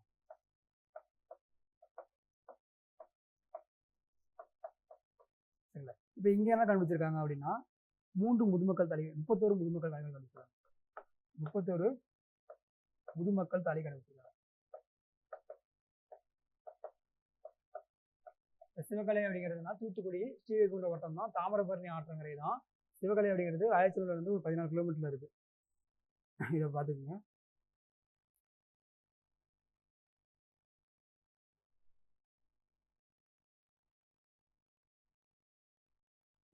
ஏன்னா சிவகலையை பற்றி கேட்டாங்கன்னா நம்ம தெரியாம இருக்கக்கூடாது, எப்படி பார்த்துக்கோங்க. சரி, அடுத்து வந்து பொருணை.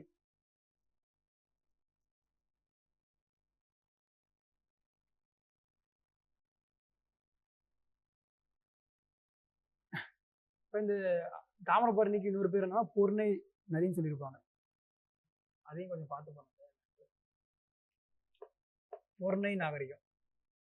ஆதிச்சநல்லூருக்கு இன்னொரு என்னன்னா தாமிரபரணிக்கு இன்னொரு பேர் என்னன்னா பொருணை நதி. பொருணை நதி, இது வந்து பொருணை நாகரிகம். ஏன்னா இது சம்மந்தப்பட்டது, ஆதிச்சநல்லூர் சம்மந்தப்பட்டது வரனால இதையும் நான் சொல்லிடுறேன்.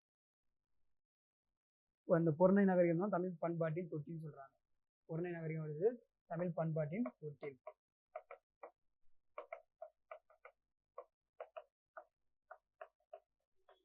தமிழ் பண்பாட்டின் தொட்டில்.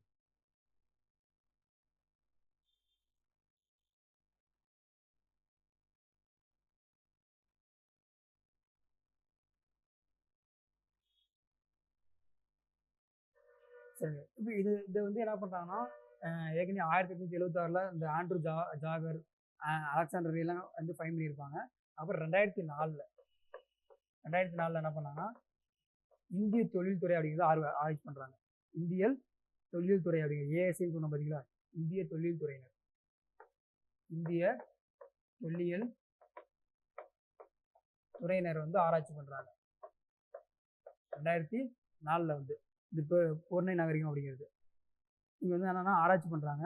இந்த அறிக்கை வந்து என்னென்னா சில இது வெளியிட்டிருப்பாங்க. எப்போ வெளியிட்டிருப்பாங்கன்னா இப்போ 2021, 22, 2019, 21 வந்து வெளியிட்டிருப்பாங்க. 2019 மற்றும் 21 வந்து வெளியிட்டிருப்பாங்க.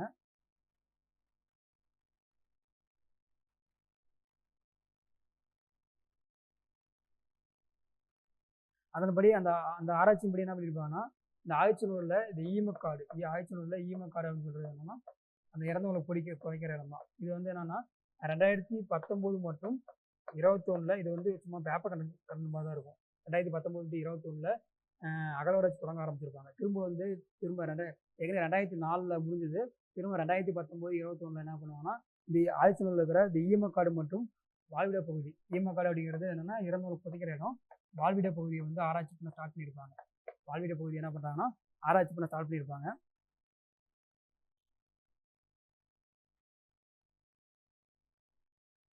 இதுதான் சொல்லிருக்காங்க.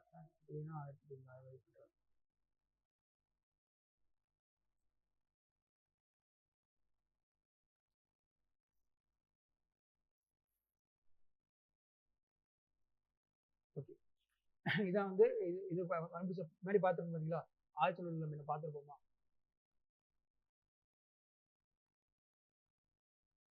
இந்த சிவகலை இதெல்லாம் வந்து இதில் தான் அடங்கும். இந்த சிவகலை அப்படிங்கிறதுனா அந்த பொருணை ஆற்றங்கரை நாகரிகத்தில் தான் இருக்கும். அதே மாதிரி ஆய்ச்சலூர் அப்படிங்கிறதுனா இந்த பொருணை ஆற்றங்கரை தான். இந்த பரம பகுதியில் கண்டுபிடிச்சாங்க பார்த்தீங்களா? அந்த 4 இது வந்து என்ன பண்ணியிருப்பாங்கன்னா இந்த 2019, 21 அப்புறம் வந்து ஆராய்ச்சி பண்ணதுக்கப்புறம் தான் இது கண்டுபிடிச்சிருப்பாங்க. ஓகேவா? பார்த்துக்கணும். அந்த பொருணை நதிக்கரை அப்படிங்கிறது தாமிரபரணி தான். அந்த தாமிரபரணி 2 இருக்கு. ஒன்று வந்து ஆய்ச்சலூர், இன்னொன்று சிவகலை. இது 2 பார்த்துக்கணும். ஓகேவா?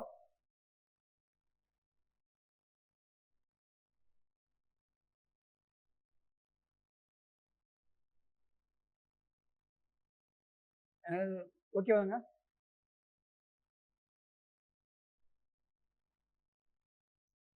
என்னங்க? ஓகே தானே?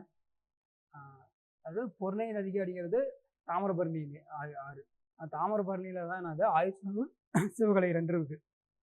2004 என்ன பண்ணியிருப்பாங்கன்னா இந்திய தொழில்துறை வந்து ஆராய்ச்சி பண்ணியிருப்பாங்க. அதை வந்து என்னன்னா சில எவிடன்ஸ்லாம் சொல்லியிருக்க மாட்டாங்க. திரும்ப வந்து 2019, 21 திரும்ப ஆராய்ச்சி பண்ண ஆரம்பிச்சிருக்காங்க. எங்கன்னா ஆய்ச்சலூரில் அது வந்து என்னன்னா ஆய்ச்சலூரில் பரம்பு பகுதி ஆராய்ச்சி பண்ணி இதை கண்டுபிடிச்சிருக்காங்க. என்னன்னா 4 வெண்கல வளையல்கள், மண்டை ஓடுகள், அடுத்து வந்து 2 அடி உயரமுள்ள இரும்பு, இந்த நங்கூரம் அப்படிங்கிறது ரொம்ப முக்கியம். இதை பார்த்துங்க. அடுத்து வந்து என்னன்னா சிவகலை வந்து அங்கேயும் வந்து கண்டுபிடிச்சிருக்காங்க. சிவகலை அப்படிங்கிறதுனா ஒரு 31 முதுமக்கள் தலை கண்டுபிடிச்சிருக்காங்க அப்படின்னு சொல்ல வராங்க. நெக்ஸ்ட் முக்கியமாக பார்க்க போகிறது வந்து அடுத்து வந்து என்னன்னா அடுத்து வந்து அரிக்கம்பேடு. அடுத்த ரீஜன் என்னன்னா அரிக்கம்பேடு.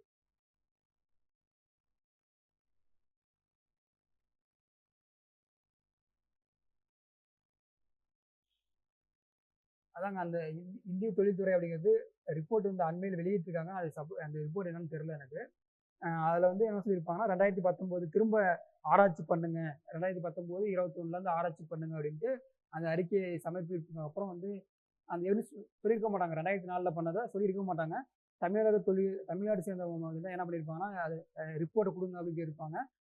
இல்லை நீங்கள் வந்து புதுசாக ஆராய்ச்சி பண்ணிக்கிங்க அப்படின்னு சொல்லியிருப்பாங்க. 2019, 21 என்ன பண்ணால் திரும்ப வந்து ஆராய்ச்சி பண்ணியிருப்பாங்க அப்படின்னு சொல்லிடுவாங்க. அதை ஆராய்ச்சி பண்ணது பேர்லாம் என்ன பண்ணுறாங்க இந்த சிவகலை அப்படின்ட்டு ஒன்று புதுசாக ஃபைன் பண்ணி அதில் ஆராய்ச்சி பண்ணியிருக்காங்க. இப்போ 31 அந்த கண்டுபிடிச்சிருப்பாங்க. முதுமக்கள் தலை வந்து 31 முதுமக்கள் தலை கண்டுபிடிச்சிருப்பாங்க. ஆய்ச்சலூரில் ஏற்கனவே நம்ம பார்த்தோம்ல நங்கூரம் எல்லாம் கண்டுபிடிச்சிருக்காங்கல்ல, அதெல்லாம் இப்போ ரீசெண்டாக கண்டுபிடிச்சிருக்கோம்.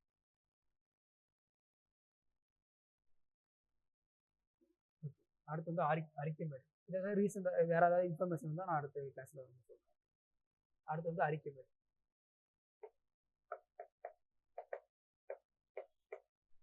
ஃபர்ஸ்ட் அடுத்து வந்து அரிக்கம்பேடு. இது வந்து பாண்டிச்சேரி.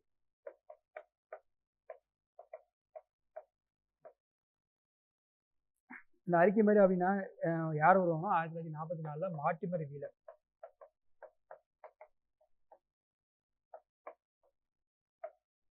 மார்ட்டிமர் வீலர் தான் என்ன பண்ணுவாங்கன்னா இந்த அரிக்கம்பேடு ஒரு ஆராய்ச்சி பண்ணியிருப்பாரு. ஏற்கனவே சொன்னதுதான் இந்து மகள் பகுதி தான் தமிழ் மனித நாகரிக தொற்றி சொல்லியிருப்பாரு. அடுத்து வந்து இது எந்த காலம்னு சொல்றது வந்து இது வந்து இன்னும் 2 பேர் ஆராய்ச்சி பண்ணியிருப்பாங்க. அவங்களும் பார்த்துடலாம். ராபர்ட் எரிக், ராபர்ட் எரிக்,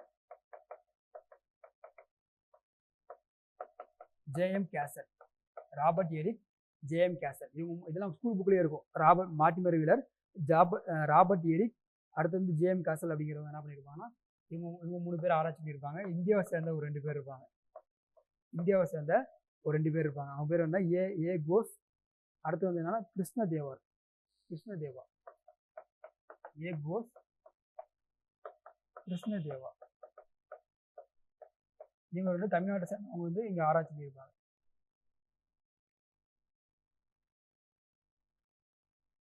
இதுல என்ன எவிடன்ஸ் அப்படிங்கிறது ரொம்ப முக்கியம் அப்படின்னு பாக்குறோம்னா, இது வந்து சங்ககாலம். இந்த நாகரிகம் அப்படிங்கிறது என்னன்னா அரிக்கமேடு அப்படிங்கிறது சங்ககாலம். ரோம் நாணயங்கள் அப்படின்னு வந்தாலே கண்டிப்பா வந்து இங்க அரிக்கமேடு தான் நீங்க மேக்சிமம் அதிகமா ஆன்சர் வர மாதிரி. ரோம் நாணயங்கள் சங்காலத்துல ரோம் நாணயங்கள் வந்து இங்க அதிகமா கண்டுபிடிச்சிருப்பாங்க. அப்ப இது மூலியமா என்னன்னா ரோமானியருக்கும் தமிழகத்துக்கும் வணிக தொடர்புகளுக்கும் கிடைக்க முடியுது. ரோமானியர்களுக்கும் தமிழர்களுக்கும் வணிக தொடர்பு இருக்குது.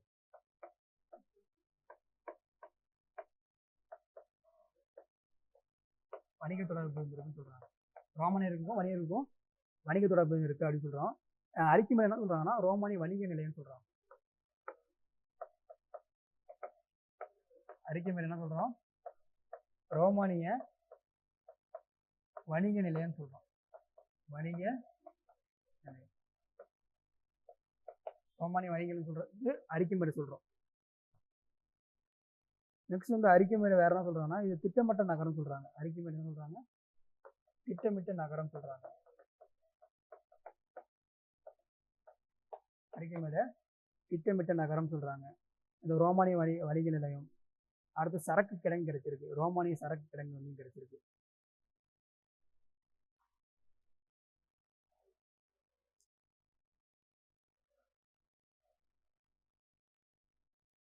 எழுதிட்டீங்களா? அடுத்து எழுதுறேன், என்ன கேளுங்க.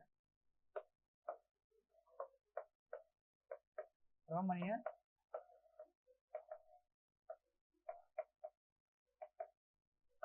சரக்கு கிடங்கு, ரோமானிய சரக்கு கிடங்கு வந்து கிடைச்சிருக்கு. அடுத்து வந்து வேற என்ன சொல்லியிருப்பாங்க? இந்த கண்ணாடி மணி தொழிற்சாலைன்னு சொல்லியிருப்பாங்க. புடிக்காடு கண்ணாடி மணி தொழிற்சாலை, கண்ணாடி மணி கண்டுபிடிச்சிருப்பாங்க. கண்ணாடி மணி தொழிற்சாலை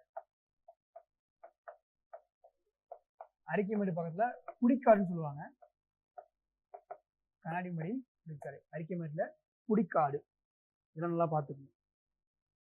அடுத்து அகஸ்டஸ் காலத்து நாணயத்தை கண்டுபிடிச்சிருப்பாங்க. ரோம் தான், ரோம் அரசர் அகஸ்டஸ் கால நாணயம் வந்து கண்டுபிடிச்சிருப்பாங்க. இந்த நாணயம் அப்படிங்கிறது எந்த காலம் அப்படின்னா கிமு 27 கிமு 27வது அந்த அகஸ்டஸ் கால நாணயத்தை கண்டுபிடிச்சிருப்பாங்க.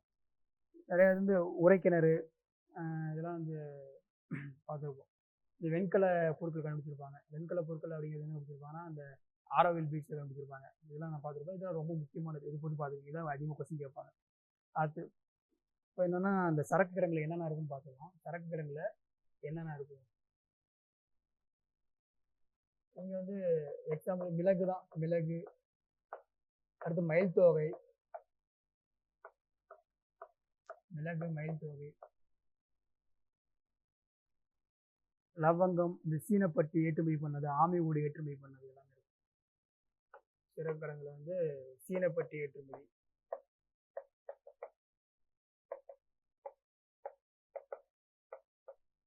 அங்கிருந்து சீனத்துல இருந்து இங்க வந்து இல்லாட்டி அங்கிருந்து இங்க வந்து அது மாதிரி ஏற்றுமதி பண்ணியிருக்கிறது. அப்ப ஆமை ஓடு ஏற்றுமதி.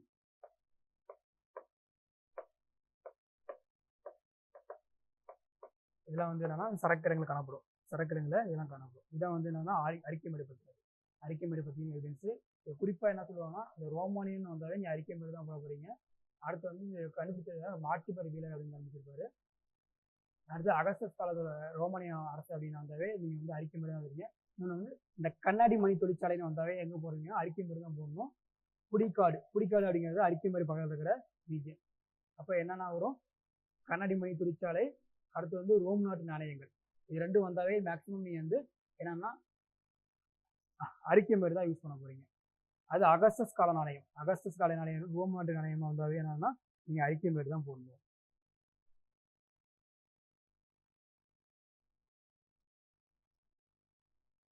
நெக்ஸ்ட் வந்து பையம்பள்ளி.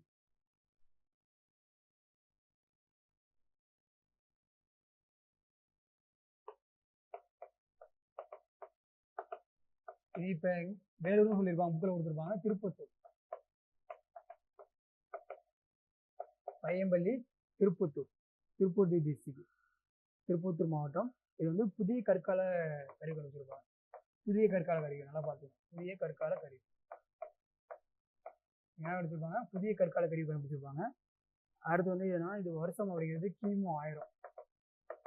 புதிய கற்கால கருவி கிமு 1000. முதல்ல ஃபர்ஸ்ட் டைம் வந்து இங்கன்னா வேளாண்மை செய்யறதுக்கான ஆவணம் கிடைச்சிருக்கும். வேளாண்மை செய்வதற்கான ஆதாரம் வந்து இங்கே தான் கிடைச்சிருக்கும். ஆவணங்கள், வேளாண்மை செய்வதற்கான ஆவணங்கள் வந்து இங்கே தான் கிடைச்சிருக்கும். எவிடன்ஸ் தான், வேளாண்மை செய்வதற்கான எவிடன்ஸ் வந்து என்ன கிடைச்சிருக்கும்னா இங்கே கிடைச்சிருக்கும். ஃபர்ஸ்ட் இங்கே தான் கிடைச்சிருக்கும். முதல் மட்பாண்டத்தில் இந்த நெல் மட்பாண்டத்தில் அந்த நெல் இருக்கும் அப்படின்னு சொல்லியிருக்காங்க. அது வேளாண்மை செய்யறது வந்து இங்கே கிடைச்சிருக்கும். கிமு 1000 புதிய கற்காலம். இது பார்த்துக்கங்க. ஃபர்ஸ்ட் வந்து 1700 பார்த்தது வந்து இரும்பு மற்றும் பெருங்கற்கால பண்பாடு. அடுத்து அரிக்கமேடு அப்படிங்கிறது சங்க காலம். இதை கொஸ்டின் தான் கேட்பாங்க. பையம்பள்ளி அப்படிங்கிறது எந்த டிஸ்ட்ரிக்ட் அப்படின்னா திருப்பத்தூர் டிஸ்ட்ரிக்ட். வேலூர் தான் போடுங்க. ஆப்ஷனில் அப்டேட் பண்ணாமல் இருந்தாங்கன்னா வேலூர் மாவட்டமாக இருந்தாலும் கரெக்டு தான். ஓகேவா? அடுத்து வந்து என்னன்னா பையம்பள்ளி, அதாவது வேற ஏதாவது போட்டக்கூடாது. வேலூர், திருப்பத்தூர் ரெண்டு தான் வரும். அது புதிய கற்கால கருவி வந்திருக்கும். கிமு 1000 முதல்ல வந்து வேளாண்மை அந்த சான்று இருக்கும். அதுக்கப்புறம் இன்னொன்று சொல்லியிருப்பேன், இந்த பள்ளத்து மேலே அந்த பள்ளமாக குளிர் வண்டி என்ன பண்ணியிருப்பாங்கன்னா அது மேலே வந்து குடிசை வச்சிருப்பாங்க. குடிசைகள் பள்ளங்கள் மேல் இருந்தது. குடிசைகள் வந்து என்னன்னா பள்ளங்கள் மேலே இருந்திருக்கும்.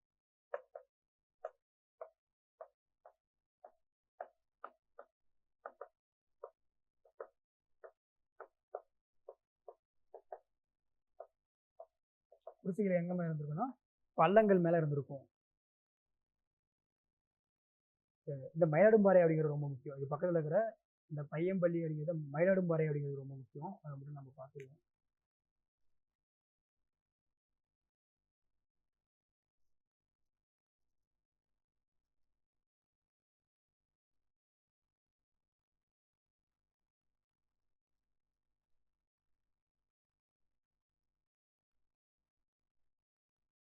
இது எல்லாமே அந்த பையம்பள்ளி பக்கங்கள் தான்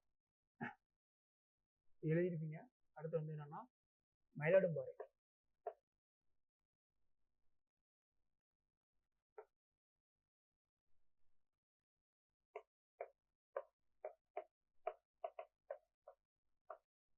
மயிலாடும்பாறை, அடுத்து வந்து மோதூர். இது ரெண்டு பேரும் என்ன கண்டுபிடிச்சிருப்பாங்கன்னா அந்த மோதூர் அப்படிங்கிறது மயிலாடும்பாறை அப்படிங்கிறது கிருஷ்ணகிரி. மயிலாடும்பாறை அப்படிங்கிறது கிருஷ்ணகிரி. இது வந்து இப்போ வந்து ரீசனாக எத்தனாம் கட்ட அகழ்வாய்வுனா இரண்டாம் கட்ட அகழ்வாய்வு. இரண்டாம் கட்ட அகழ்வாய்வு. இந்த இரண்டாம் கட்ட அகழ்வாய்வுல என்ன சொல்லியிருப்பாங்கன்னா புதிய கற்கால மனிதர்கள் ஏற்கனவே பார்த்துருப்போம். இது வந்து புதிய கற்காலம் தான். புதிய கற்கால மனிதர்கள் வந்து வேளாண் நடவடிக்கை பற்றி சொன்னது. புதிய கற்கால மனிதர்களின் வேளாண் நடவடிக்கை. புதிய கற்கால மனிதர்களின் வேளாண் நடவடிக்கை. அடுத்து என்னன்னா 4000 ஆண்டுகளுக்கு முன்னரே மேற்கொண்டதுக்கான சான்று. 4000 ஆண்டுகளுக்கு முன்பே. இப்ப வந்து என்னன்னா 2024 அப்படின்னா இங்க 4000 வருஷத்துக்கு முன்னாடி. ஆனா கிமு 2000 சொல்றாங்க. 4000 ஆண்டுக்கு முன்னே என்ன பண்ணிடுறாங்கன்னா வேளாண்மை செய்வதற்கான சான்று கிடைச்சிருக்கு. இது ரொம்ப முக்கியமா பாத்துக்கங்க.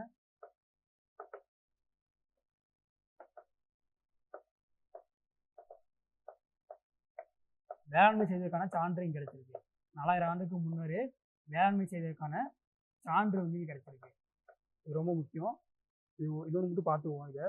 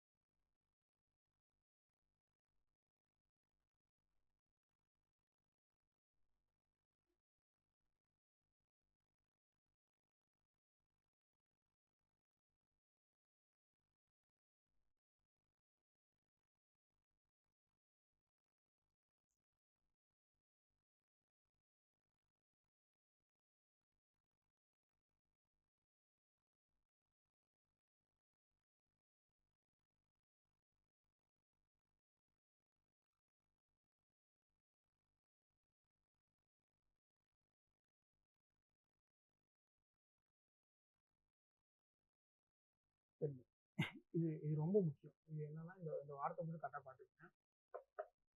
இங்கே கிடைச்ச கரிம பொருட்கள்னா இந்த ஆர்கானிக் ஃபார்மிங் அந்த மாதிரி சொல்லிங்க பார்த்தீங்களா, இந்த கரிம பொருட்கள், கரிம பொருட்கள்.